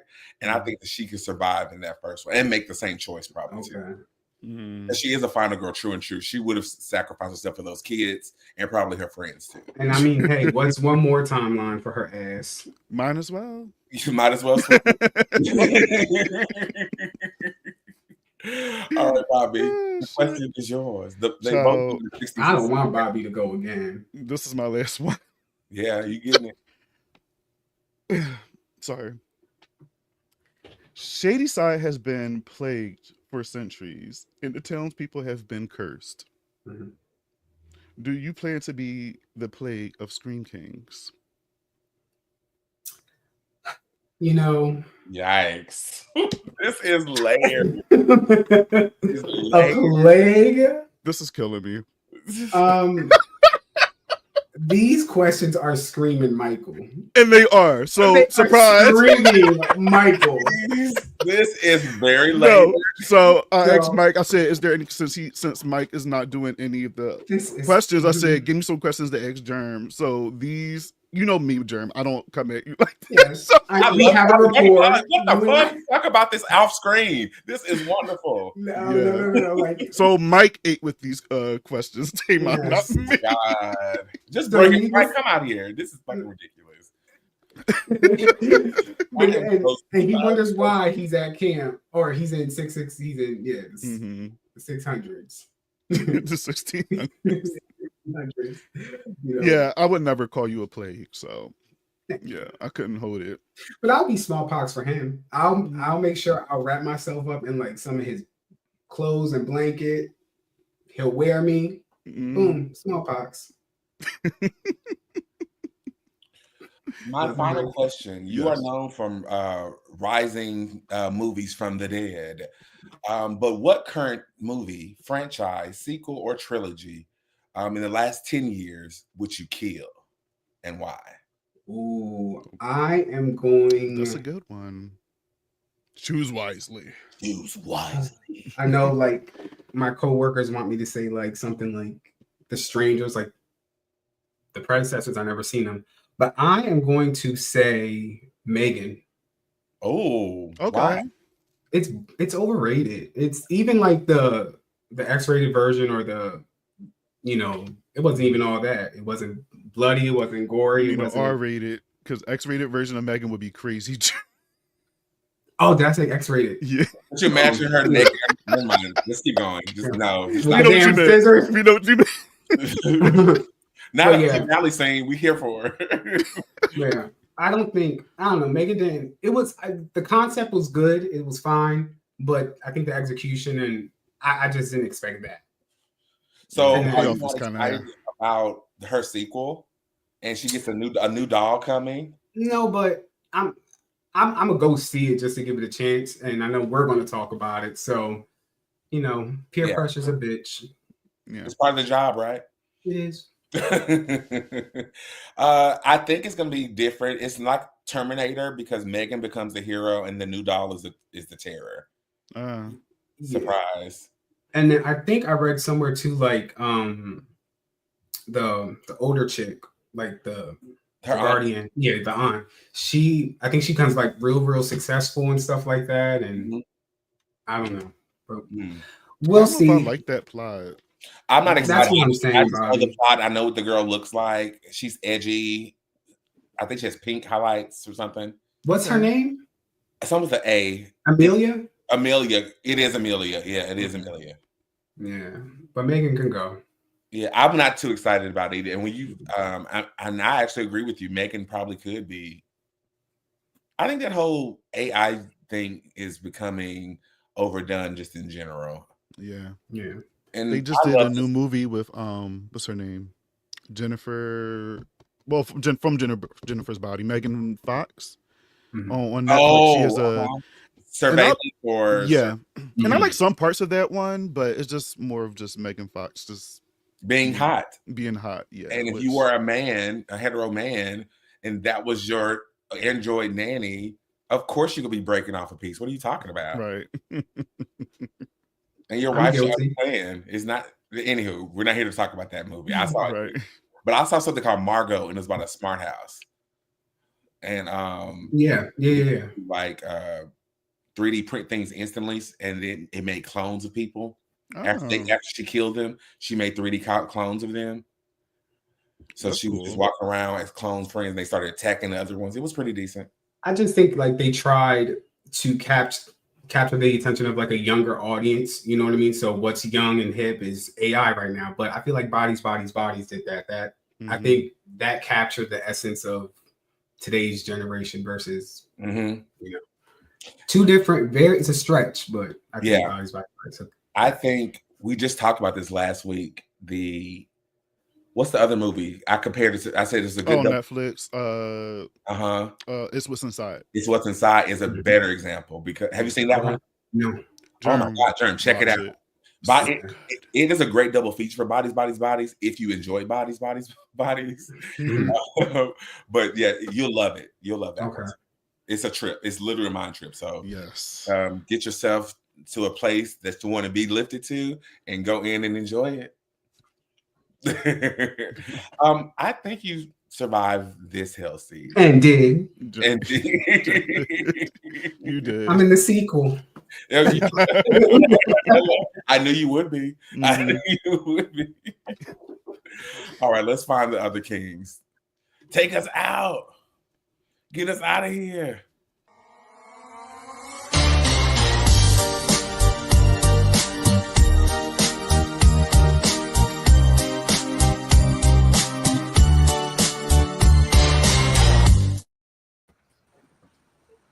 Yes.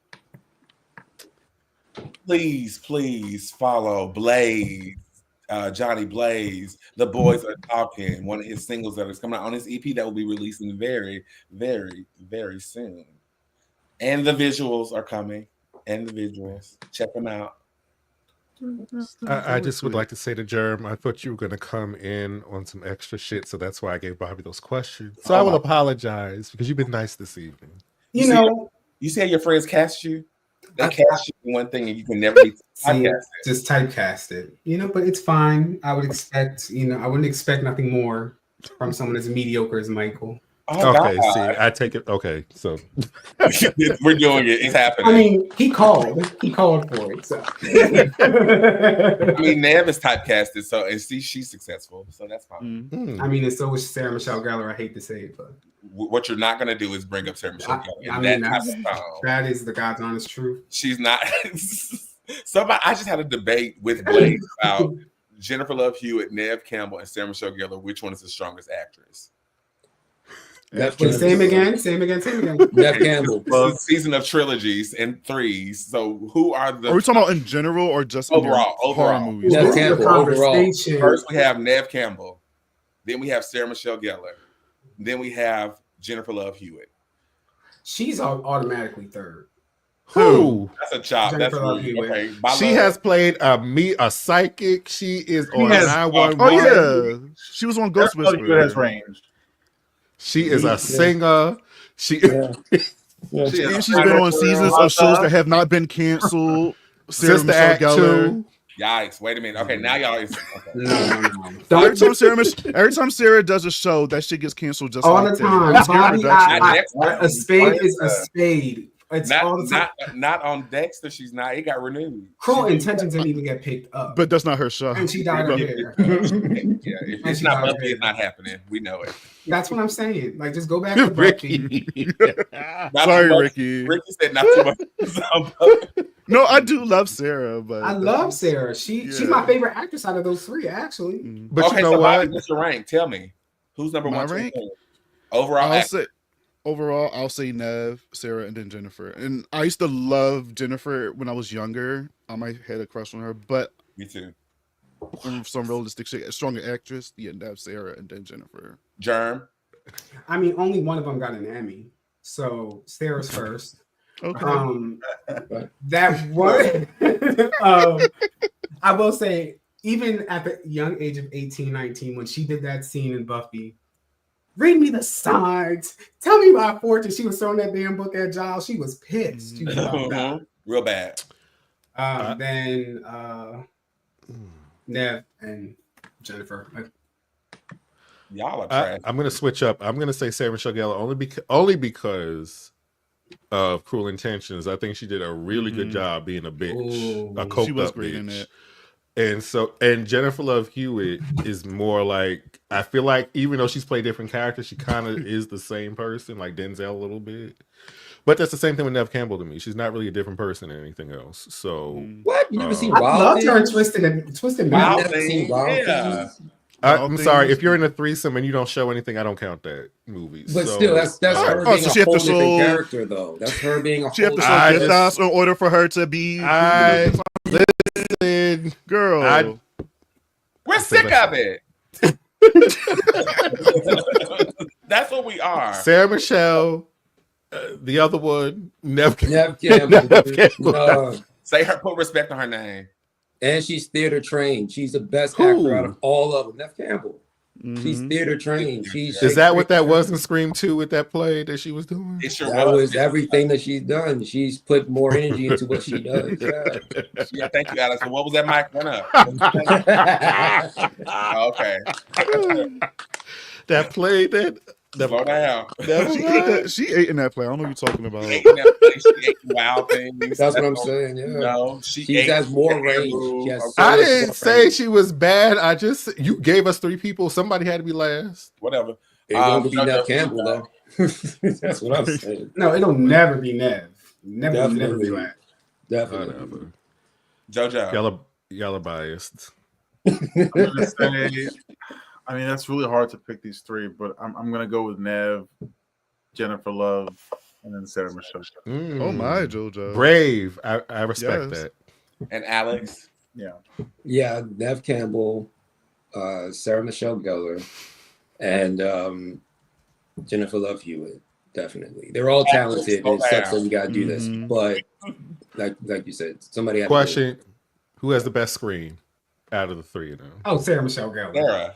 Oh wait, Scream. Yeah. Jennifer actually. Jennifer I was Love. to say Jennifer has the scream. My preference in a Scream Queen is Sarah, screaming wise, but Jennifer has that high pitch. She does. Really good. She does. Ooh, it rings. It's good. Jennifer Love. That scream is. It's good. No shade. Sydney's is okay, but I don't think Sydney has like a grand. No, Sydney's she's last in this category. Yeah. Yes. Okay, fellas, which cast would you want to accomplished. be a part of the Fear Street trilogy? Which cast? 1994. All in favor of 1994? Going once. I don't think it would be a good idea for any of us to be in 1666. So because I don't care what they try to do with that casting. We're not even over there yet, so I don't even know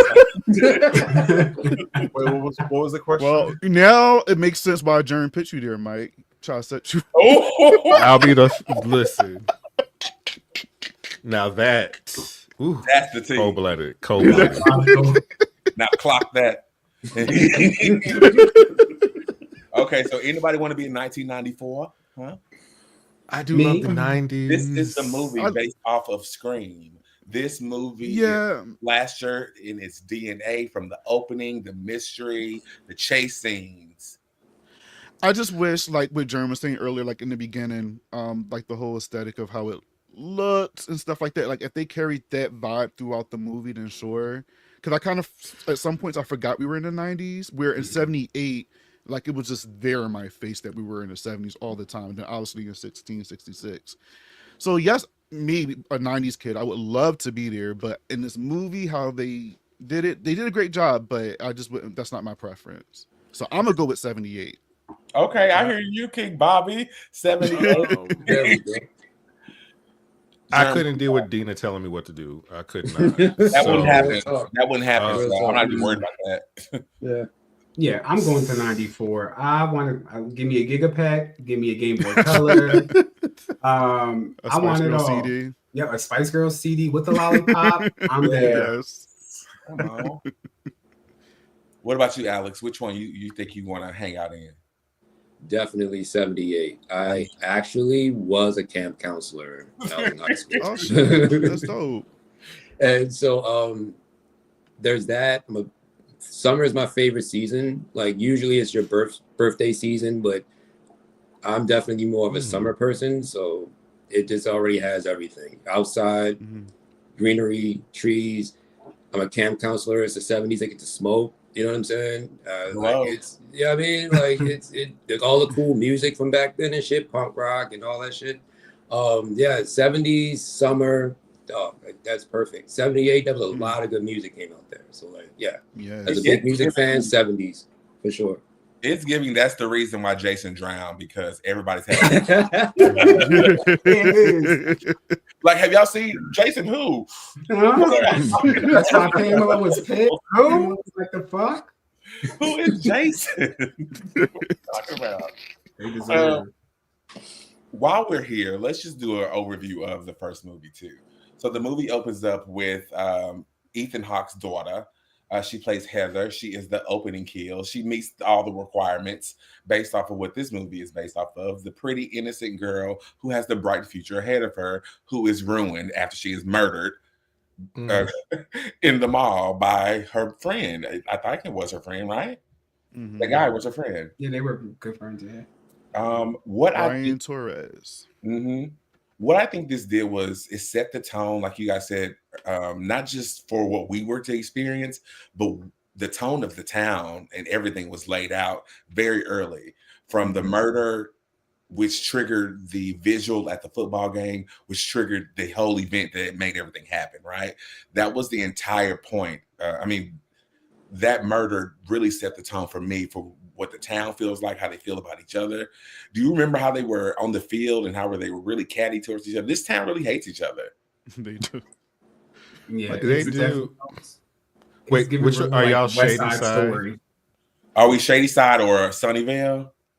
I'm Shady Side. I feel like I'd be in Shady Side, honestly. Mm-hmm. I'm Sunnyvale. Yeah, I'm Sunnyvale too. Y'all yeah, me too. Yeah, I'm with you guys. I'm always a fan of the underdog. Yo, I understand when he was like, yeah, of course that happened in Sunnyvale. She was murdered. Of course it did.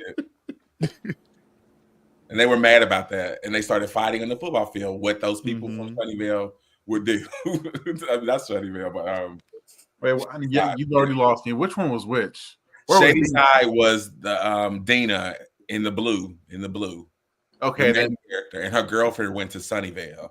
Okay, then Shady Side. And she went straight. And she went straight when she came that's over. right. She already knew what's up. Got it. Because we're not doing it over here. Sunnyvale was more of like the wealthy, where devil worshippers. Yeah, but we didn't know that until the end. That's a nasty neighborhood. That's where y'all want to go. Yeah, for sure. We know that. I mean, I want to eat. Yeah. Hello. Okay, the other side is not eating out on the streets, Mike. Like they're fucking. I'm just saying, where was the parents at in the other side of the town? They had to work all them jobs. That's why we were in Sunnyvale. We don't understand. You got Kate selling drugs already because the parents ain't able to sustain. And I'm just like, having those little kids helping her. We don't understand.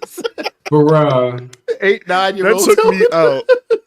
Work. And she gave good instructions. That's Put them to work early. Now, granted, the Shady Side people were definitely more interesting than the Sunnyvale people, which we didn't really follow that many Sunnyvale. The Sunnyvales were dicks, assholes, bitches, every last one of them. Mm-hmm. Who's so random? Don't do this. You don't know what like follow this Sunnyvale. You don't know who they voted for or what county they were part of. But what we do know is that Shady Side is the murder capital of America. They made that very clear. So yeah, that's what we do know. Now check that. You think they'd be more prepared? I thought Dina. I actually liked Dina my first watch. I didn't like her when I watched it yesterday because I was like, "How selfish of you!" This whole thing really could have been. Kate could have probably figured this out if you wasn't on her neck so much about trying to keep your girlfriend alive. Mm-hmm. Stop her heart, kill her.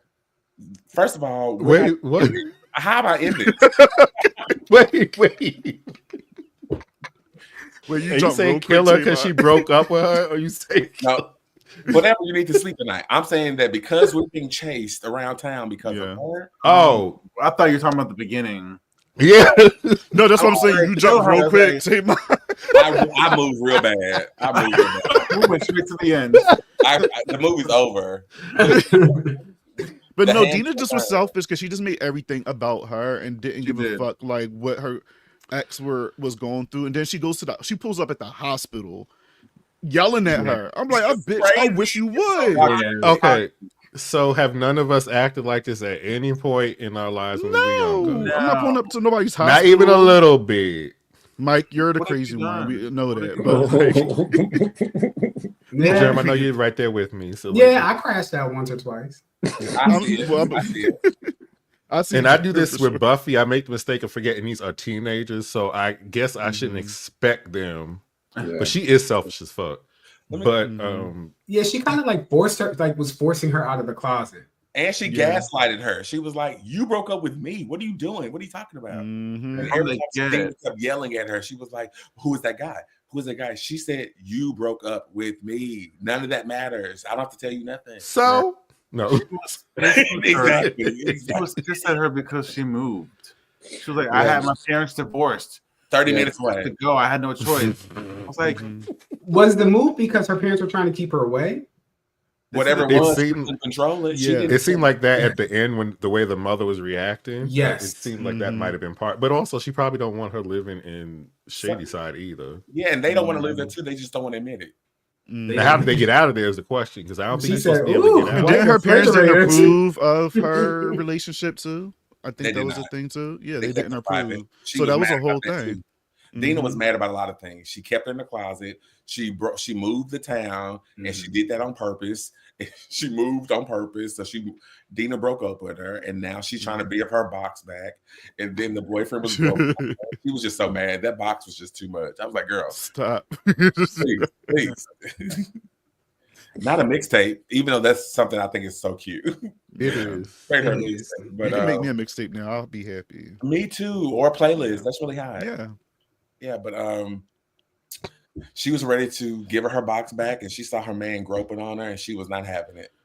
And one thing led to another. We're skipping again. We're on a school bus leaving away. The fight broke out on the field, and Kate got punched in the face, which I was really disappointed by. That part was funny. Because she was ready to turn up, but she could not. Yeah. She got punched in the face. And then they're on the bus, and this is the event that sort of speeds everything up in this movie. Which is wild, by the way. Like, just ridiculous, crazy kids. Like, what are you doing?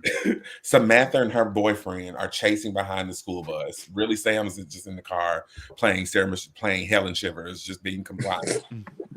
Like, hey, calm down, please. None of that happened. And so Dina was not having it. And she threw that whole big thing of Gatorade. That was wow. So far. You were insane to do that. Like, everybody could have died. Murdered them. And then she was surprised when the damn car wheeled off the road. Why's your nose running? Why's your nose bleeding? Right. Kate holding her eye. Why's her nose bleeding? And then she drops the whole thing. This part was always confusing. So when they got outside, they just magically ended up by where Sarah Fear was buried. And it was fake. Oh yeah. Right. Fear. Right. We haven't drunk in a while. Take a big gulp. I don't have anything I'm going to pretend. Stop pretending.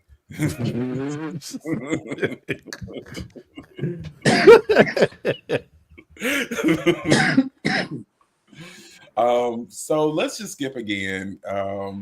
Again, this situation is made because there's no parents around. Everybody's parents apparently working 3 jobs in a whole nother state because Dina's father is not around. I assume the mother's not even want to be connected to them at all. He has this brother, which I need to understand their parents to see how their siblings. That's none of my business, but I do want to see like their I want to see. They're Cosby kids. It happens.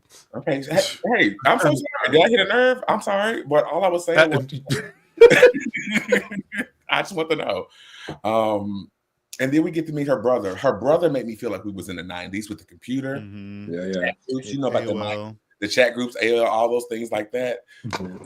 So he automatically drew me into him. Did we like him when we first met him, y'all? Yeah.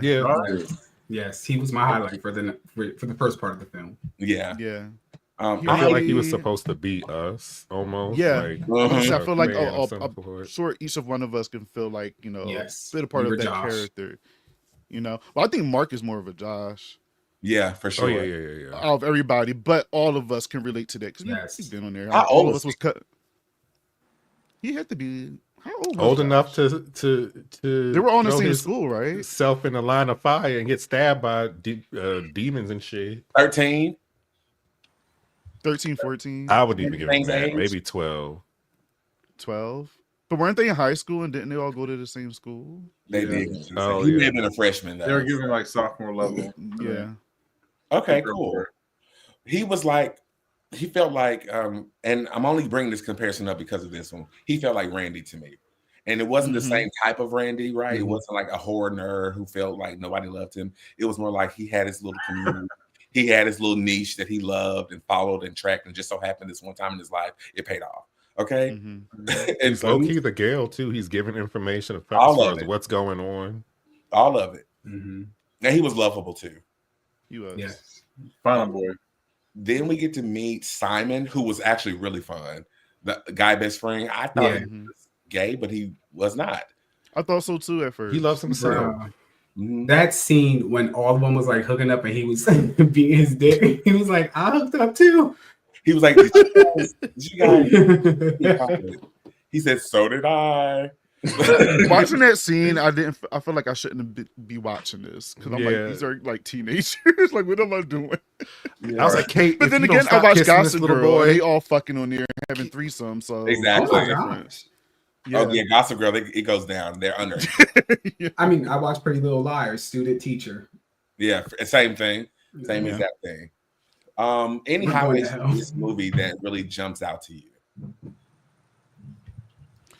The kills, again, the vibe of it all. I was just excited. But like you mentioned in the beginning when we got the first kill and that we were all shocked, like, all right, we know that, like what Mike said, this is not gonna be like a Goosebumps type of thing going on. And then it was kind of like chill throughout. Like it was still entertaining but chill. But then when we get to Kate's death at the end, that's when it kind of was just like, fuck. Like I forgot all about, and then the gore and stuff. I didn't know that we were gonna get that. Did it win a chainsaw award? That kill? I think it did. Yeah, that kill won a chainsaw award. Yo, I didn't expect them to die, honestly. Right. I did not mean They were making it throughout the whole movie. Yeah. Mike, I want to. This is one of your moments, like the balls to kill them. Yes. Yeah. Because you expect that, you see them, you're following them throughout the whole film. And usually in these type of movies, we get like, like especially in this type with teenagers, they all survive. Maybe one die, but you took out Simon, you took out Kate.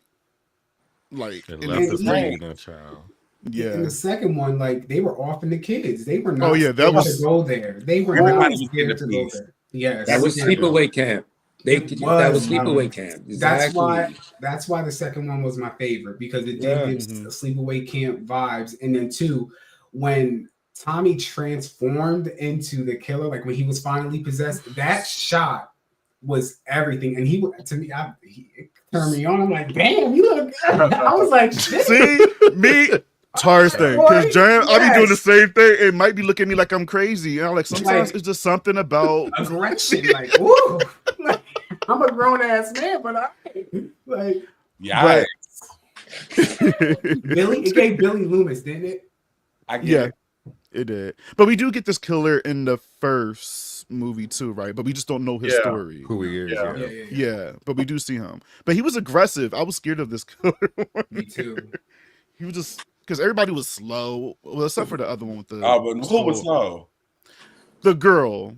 But that was part of her like little thing. Yeah. Her little thing. She was giving Sarah from Hocus Pocus, so I was for her. She was. Yeah, she was.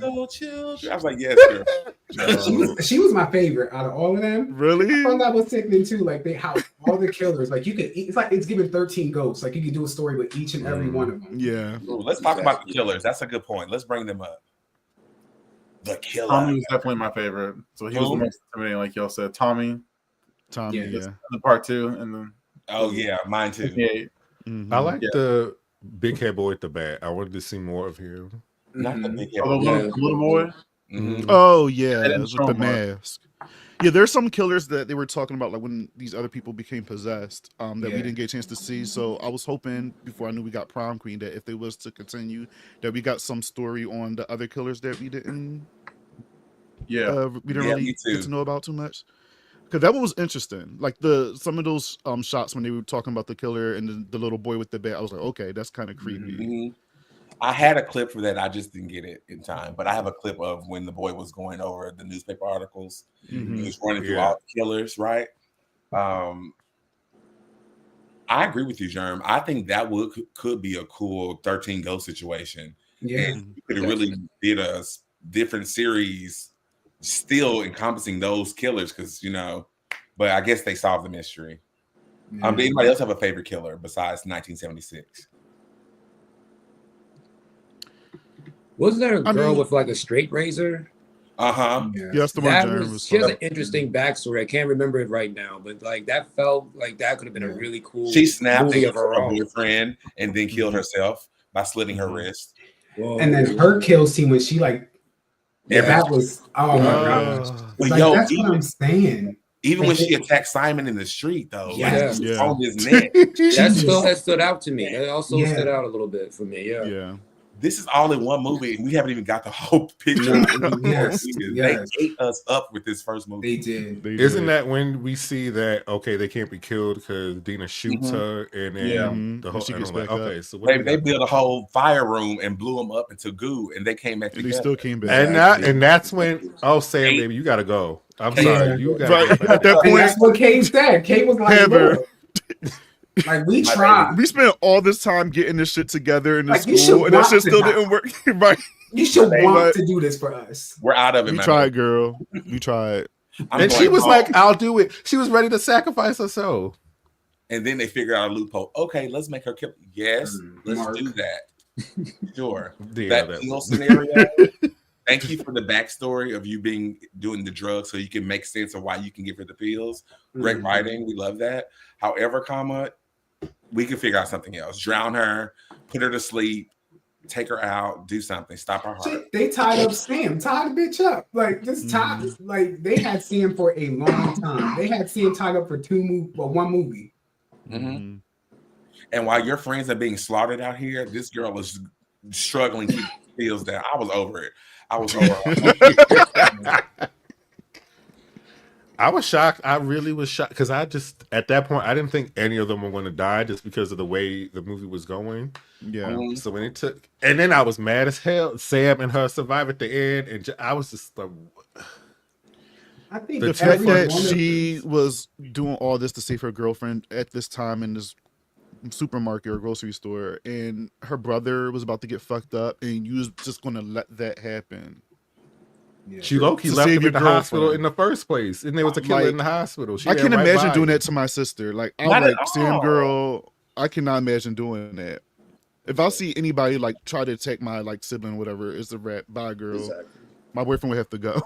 You're out of it. I just cannot believe he even was complicit with it too. He was just like, okay, girl, we're gonna take her for your girlfriend who you broke up with, who doesn't really want to. It's just too much drama that makes no logical sense. And watching it the second time, I was like, this is some bullshit. This is why no adults are around, because nobody's here. Maybe it's supposed to be like angsty, like Dawson's Creek a little bit. Like maybe it's supposed to be dramatic in that way as well, like those 90s shows. It was given that for sure. Because let me tell you something. Okay. Would y'all kill one of us if that was the case? If that was see, Alex, you're never gonna do it. I love that. If that was us in that final moment. He says that, but he might be the first one to be like, yeah, I don't believe that for a second. I don't believe that for us. What about you, John? Y'all oft. Like, it only has to be one person. Damn, it don't need to be everybody. I'm just saying, no, I don't care. Me, that's all I am priority number one. I will off my sibling before I off me. I just feel like God spent 9 months making me. Here we go. So who am I to sacrifice his work? Oh, that's the after that, right? my answer is yes. Germ is going. That's the real shit. All right, JoJo, if you had the curse, would you want us to see? What you want to? I mean, if I have the curse, it's done. Like there's I'm not even gonna waste y'all's time trying to bring me back. It's done. Just let me go.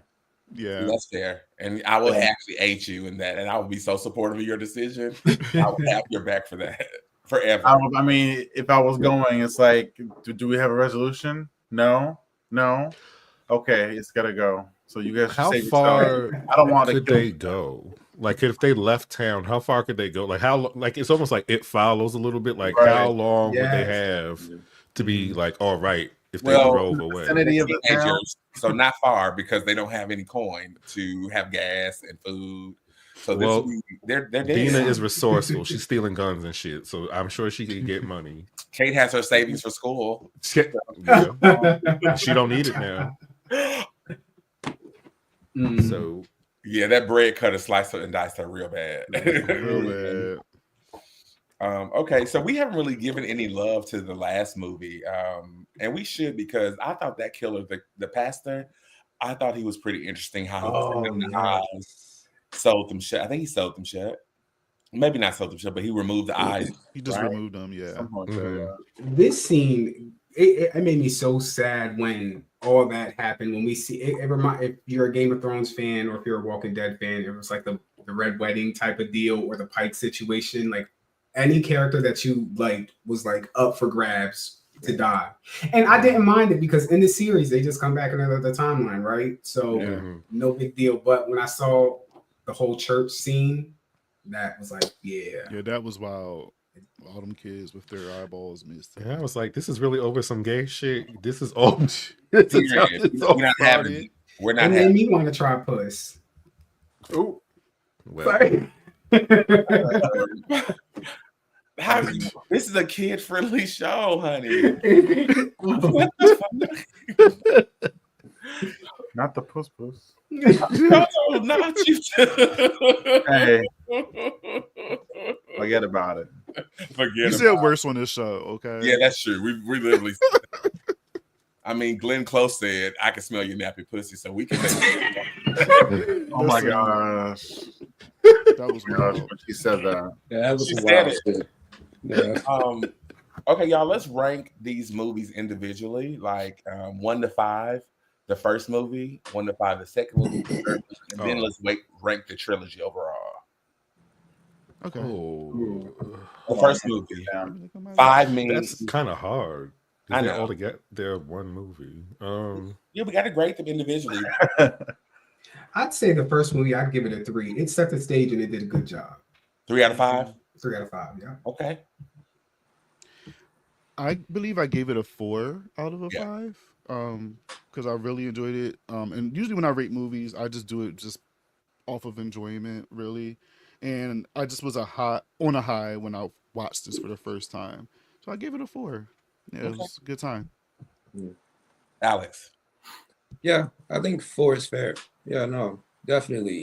It's not perfect, but like it definitely gave us a rated R R.L. Stein feature. It's fucking dope. It's Fear Street. Here we go. So like from the opening kill to the vibes, the atmosphere, all that shit, it definitely was fun to watch. I had a good time.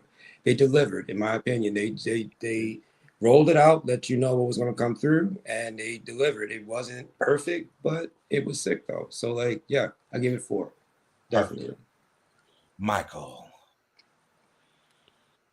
On its own, I'll give it a 3.5. I was going to say 3, but I usually complain when the final girl is a little bitch, and Dean at least was not that. So I will give it a 3.5. She wasn't. Would you recommend her for that final girl sorority that we talk about so often? Does she get? I would, but she's going to be in a different wing because she's not going to be good to socialize with. She's JV. We definitely want to see you, freshman. Her and Sam are going to be loud too. No, she can be somewhere else, but she can join. Not you can't wait the haze. Okay, but okay, JoJo. Well, I'm giving the first one a 4.5. Okay. Yeah.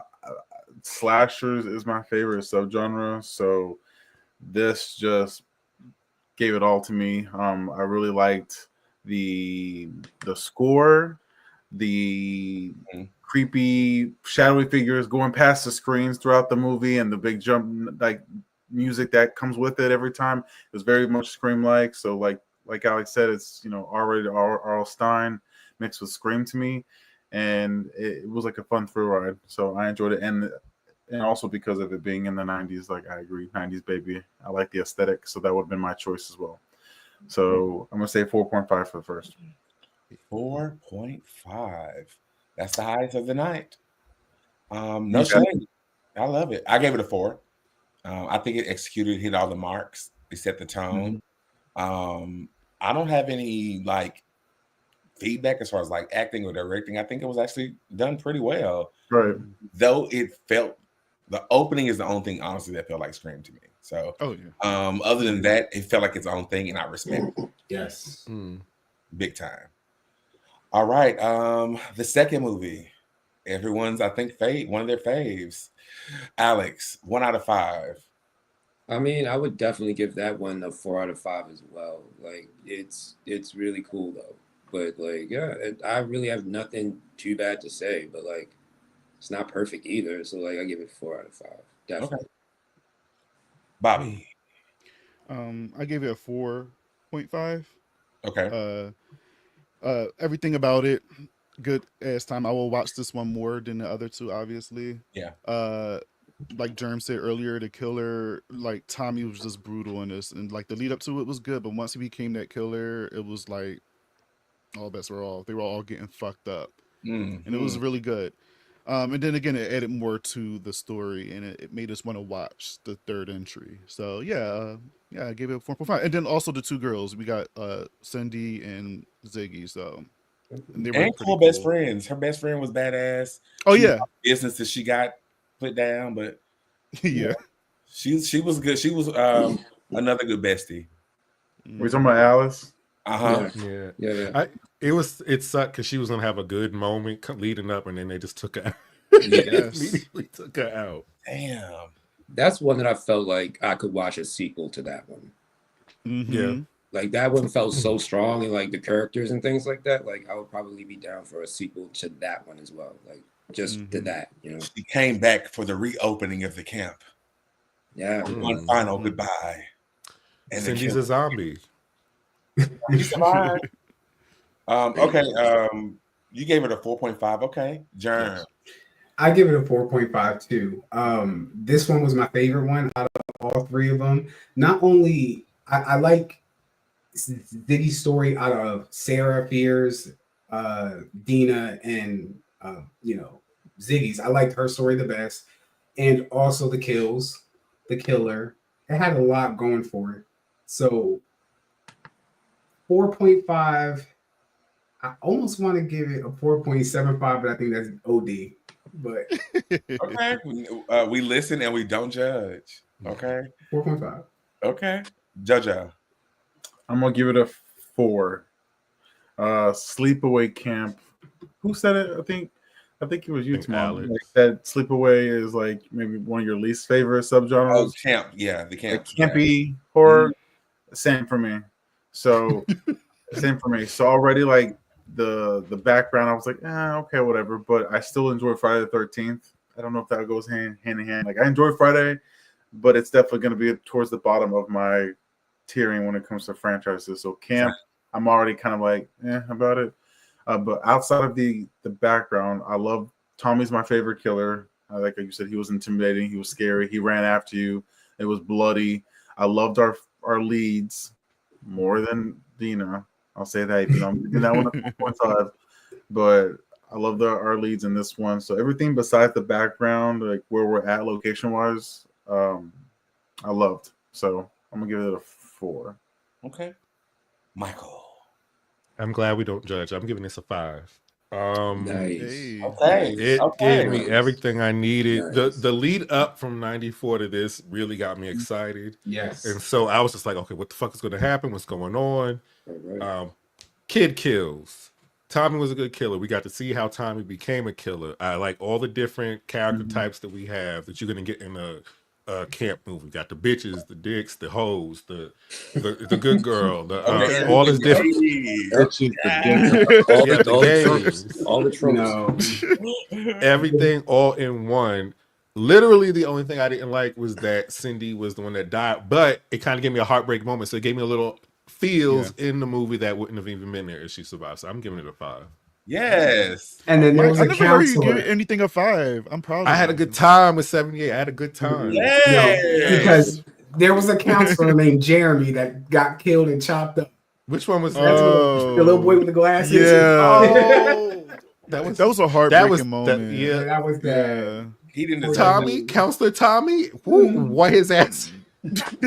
Tore him up. Glasses all on the ground. Where are my glasses? Listen, okay.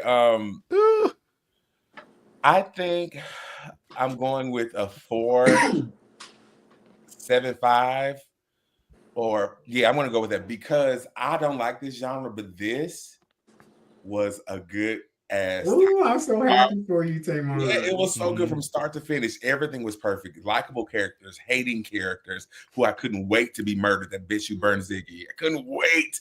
And I was glad that she was a whore who was having sex. I said, yes, you're out of it. I already know what's happening to you. But when you think they're killing all these people and somebody's safe, no.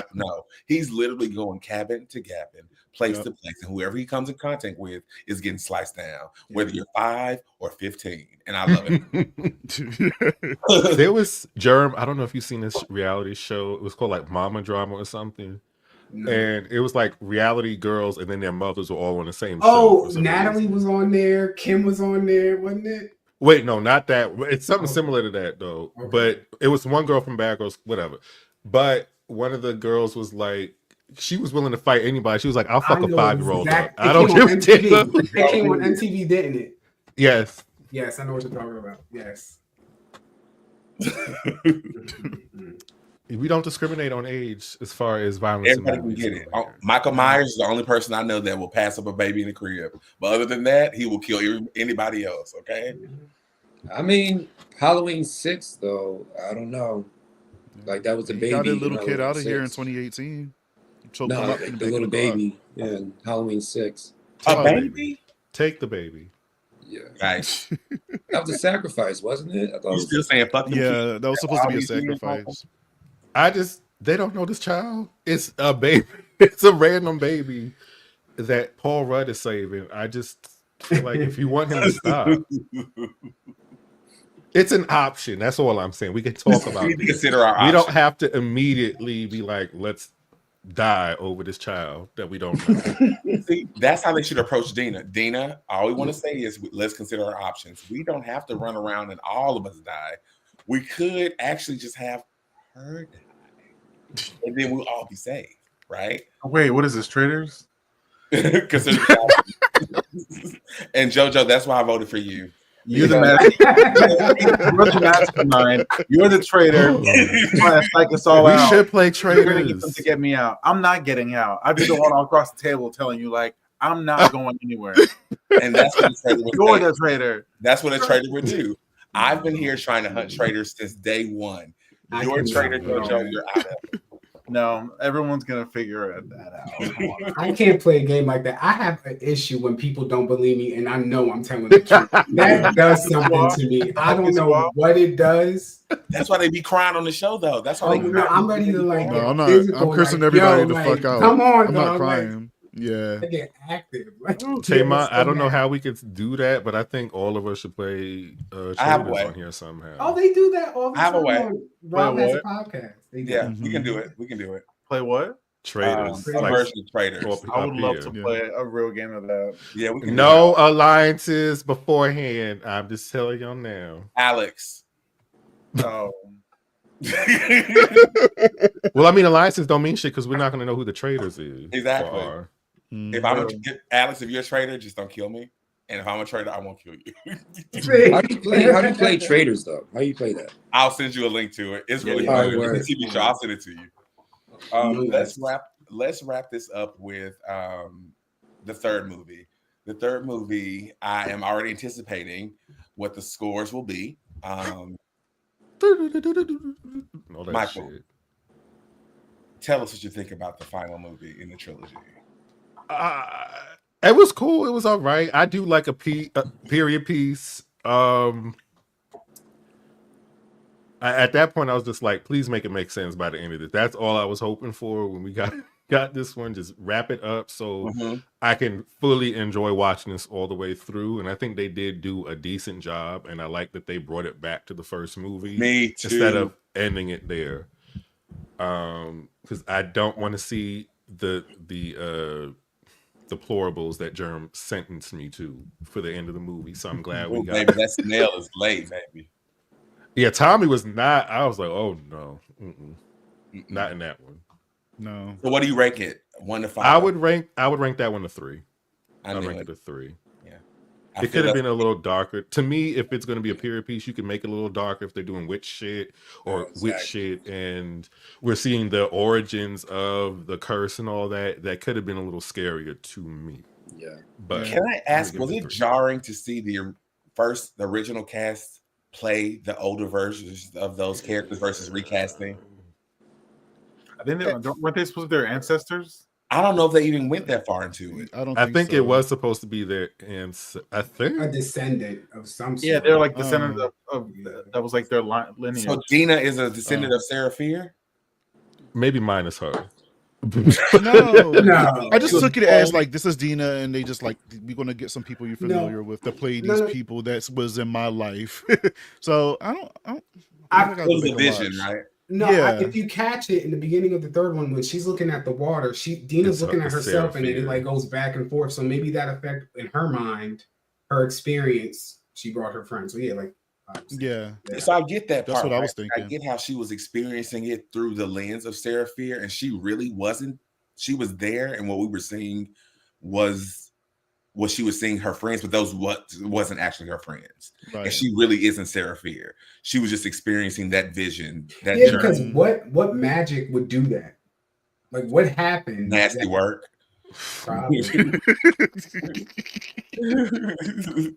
Not Sarah Fear. It did take me out of it at first, but I got over that. It just as the story went on. Okay. Mm-hmm. Is Sarah Fear clearing the witch's road? Baby, she needs to get on it. She needs to get on it. Oh, you're right, JoJo. Yeah, JoJo. Oh shit. Yeah. Oh God. We should have drunk a couple of times, to be honest. Yeah, we owe it.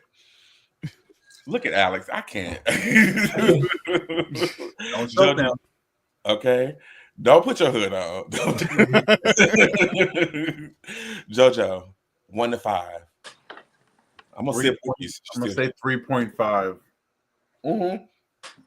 I'm period pieces. I'm kind of like meh about you know, like The Witch was giving very much like The Witch. Mm-hmm. Thankfully, like Mike said, they switched it back going to 94 like halfway. I'm glad that they did so, because if the whole movie was 1666, I probably would have like gave it even a lesser of a score, because I probably would have dozed off. But it was okay, you know, for what it was. I'm glad they finalized it and concluded it and brought it back to 94 and brought it back together. And hopefully, well, I think there was like a mid-credit scene, so obviously we're getting Prom Queen, so that's what it is. Drink again. Mm-hmm. Hold on. But it was okay. Like I said, it was okay. Like Mike said as well, it wasn't as scary as maybe the other two, or as maybe thrilling as the first two. But I'm gonna give it a 3.5. Okay, come on for a 3.5. Okay, hello.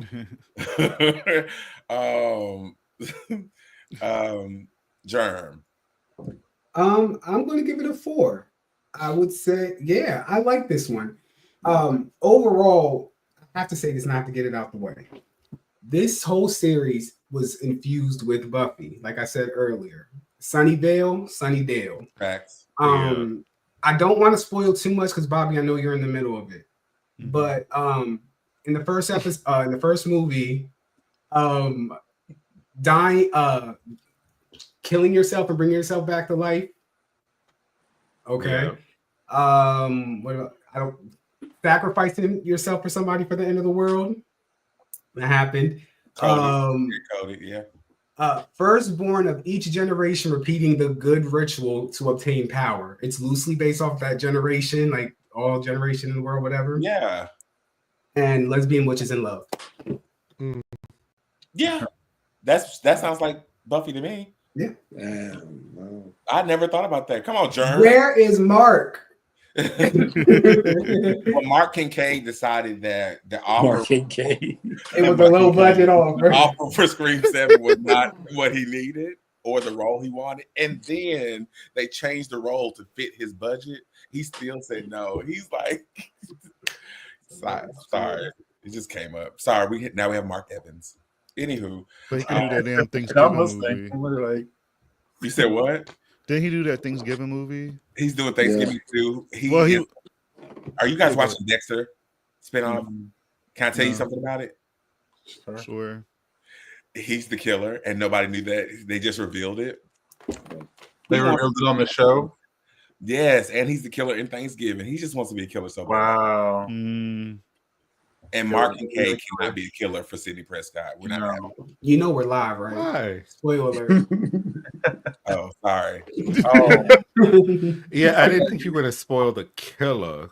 I really did. A big spoiler. Surprise. You see, we just forget. I hope nobody's watching Dexter. It's okay. You don't need to. It's okay. It's fine. It's all right. I mean, Sarah Michelle Gellar's on it, so it'll get canceled. And all that. The disrespect. But she's not.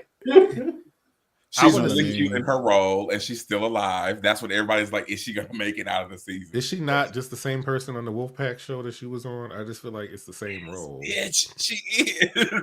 She's like, give me this check. I'm not fighting nobody. Yes, I right now. She runs fingerprints. She gets DNA. She is on it. Okay, Christina Milian is good on the show too.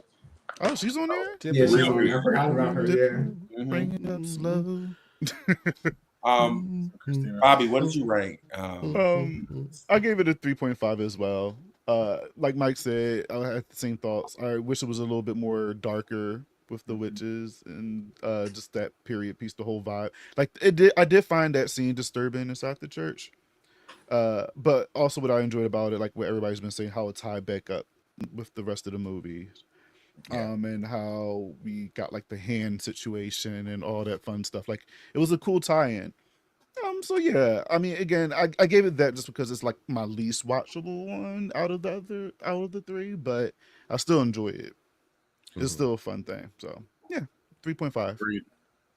That's what makes me give it a 3 is because the rewatch value. And I normally don't grade stories based off that, but this is a different animal for me.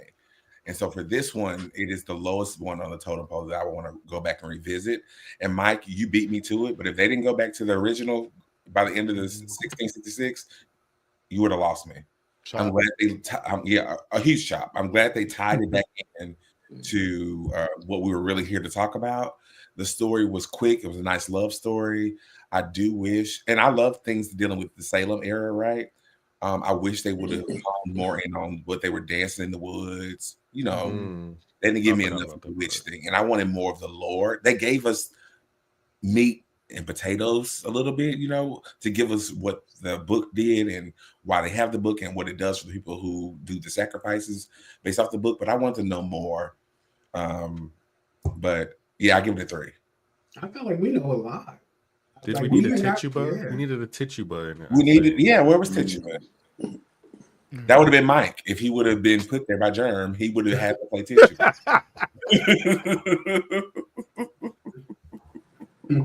Oh, I would have been fucking with them if I'm trapped in 1666. I am hiding out, baby, so all this shit boil over. All right, I'm probably the reason they said fuck these black bitches because I'm fucking with all of them. She would be like, she's not a witch, he's black, kill him.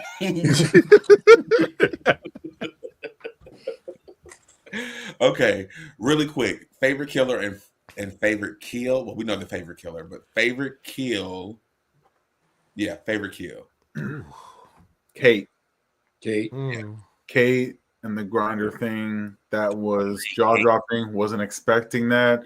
I expected her to maybe die, just not like that. That was intense, and I was really, I was fucking with her. I really liked her. I think second place to that, in my opinion, is Tommy's kill when he killed that girl in the cabin. It was just so violent, like the hole in the face and in the chest kill. One who burned Ziggy. Yes. Yeah, she deserved it. She just and that's one of those kills where it's like you want that, you can't wait for that character. Yeah, she will see you next Tuesday.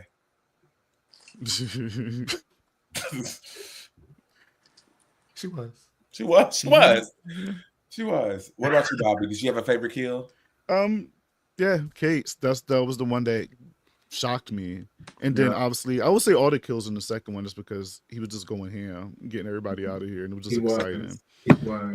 But I would say Kate just because again it shocked me when I first watched it. Okay. What about you, Alex? Definitely Kate, because it's definitely like you kind of felt like she was going to survive, but then she's, that's when she gets killed. But then you didn't think that her death would be so brutal either. You thought it would be like some type of stab type of thing, but they really went way beyond what you could imagine. But like that felt personal. It did. It was like really like her death stands out of everybody's death. Like it's insane. It's just like it really saves that movie. And I think that's what makes this one kind of up there for like an instant classic as time go on. Like it really, it has a memorable kill. It has the vibe, the atmosphere. So like that kill is what makes 1994 worth talking about and worth watching, honestly. And every horror movie, especially a slasher, has to have like that one kill that makes you keep coming back. And that's what Fear Street 1994 has. So Kate's death is what really makes this movie legit, honestly. It was a shocker and pissed me off. Yeah. Sure. She tore her life away until she couldn't do nothing else. I was like, girl, get up, please. Get off. You didn't want to see her go, but then you didn't want to see her go so violently like that. Oh my God. So yeah, you're dealing with mixture emotions and shit. Yeah, it's crazy. Dina, stop drowning this bitch and help me. What the fuck are y'all doing? Dina, please. And here's Simon just standing there. Here come my axe. Boop. Right there. If her little brother would have died, just close the whole thing. Yeah. True. Dina, you will be the worst final kill that we don't deserve. Anybody else have a favorite kill or a favorite moment? Mine is disturbing. I think in part 2, the Black and Asian kid is disturbing to me because you hear them screaming and then you hear the wailing of the axe, and then there's no more screaming after one kid, and then he's going after the other one. Yeah, those two specific. Because the other kid, the first one, I didn't hear anything. He just killed him. But hearing them screaming in the background, that kind of disturbed me. Yeah, that moment when you know the life is gone, that really is creepy. Dang. These Fear Street movies, they really went there. Prom night, please. I mean, prom queen, please. Oh, they're going to do it. They're going to do the thing. Yes. So chasing, murder. That's all we ask for. Not all, but please. Yes. Any final thought? Go ahead. I'll say look at Pretty Little Liars. Take a little bit from that horror show. The last season. Just take a little bit of that. R.I.P. Yes. I know. I wanted another season. Yeah, me too. I definitely preferred 1 over 2, like first season over second season, but I would have watched another. Second season felt rushed, but it was still a thing. That was the Scream Kingz baby, and that hurt us real bad that they're not coming back. Yeah. Poor Mouse. At least Independent alive. That's all that matters. Oh God. Any final thoughts on this wonderful trilogy? I hope we continue getting more Fear Street films. Yes. After Prom Queen. Me too. Every year. Give us one every year at least. Oh, that would be so nice. An adult, like R.L. Stein film. I don't want the kitty Goosebumps coming. Then they've done that. And I actually like the Goosebumps, but they were missing that one thing. What Fear Street has is death. Yes. I was just about to say that. That's the only thing I take away from this. Like anything, I know that's like our childhood favorites, and they were a little bit lighter because they were meant for kids. But let's be real, most of the fans are like our age and up. Exactly. Right. We want to see the gore and the slashing and stuff like that. So with the Goosebumps, especially with the TV shows, I wanted them to go there. I could go on and on about them do those new Goosebumps shows, but I'm not going to do that. We'll talk about that later because Justin Long, I was already ready to see him act up. But anywho, Germ, it has been so much fun having you hanging out with the Scream Kingz tonight. Come back. Oh, Germ is already coming back for a few episodes. He's on the roster. We will see. I already know one of them he's coming on for. I'm sure. I already know. Everybody want a piece of Scream Queens episode. Okay, I mean the final. Everybody want a piece of the final girl episode. I'm gonna put my armor on for that one. Oh my God! Don't just put on your armor. It's gonna be suited and booted. I'm ready. Ponytail, Vaseline. Looking like Gail in Scream 6, out of here. But yeah, I had so much fun. Thank you guys. It's always fun. It's nice to finally talk to you, JoJo. Like I know, and Alex. So nice to meet you. So it's nice to meet with old friends and make new friends. Absolutely. Agreed. One big happy Scream Kingz family. We love what we talk about. We love slashers. We love horror, and we love each other until Final Girls come out. Then we have to have a whole nother conversation. Yeah. It's cutthroat around here.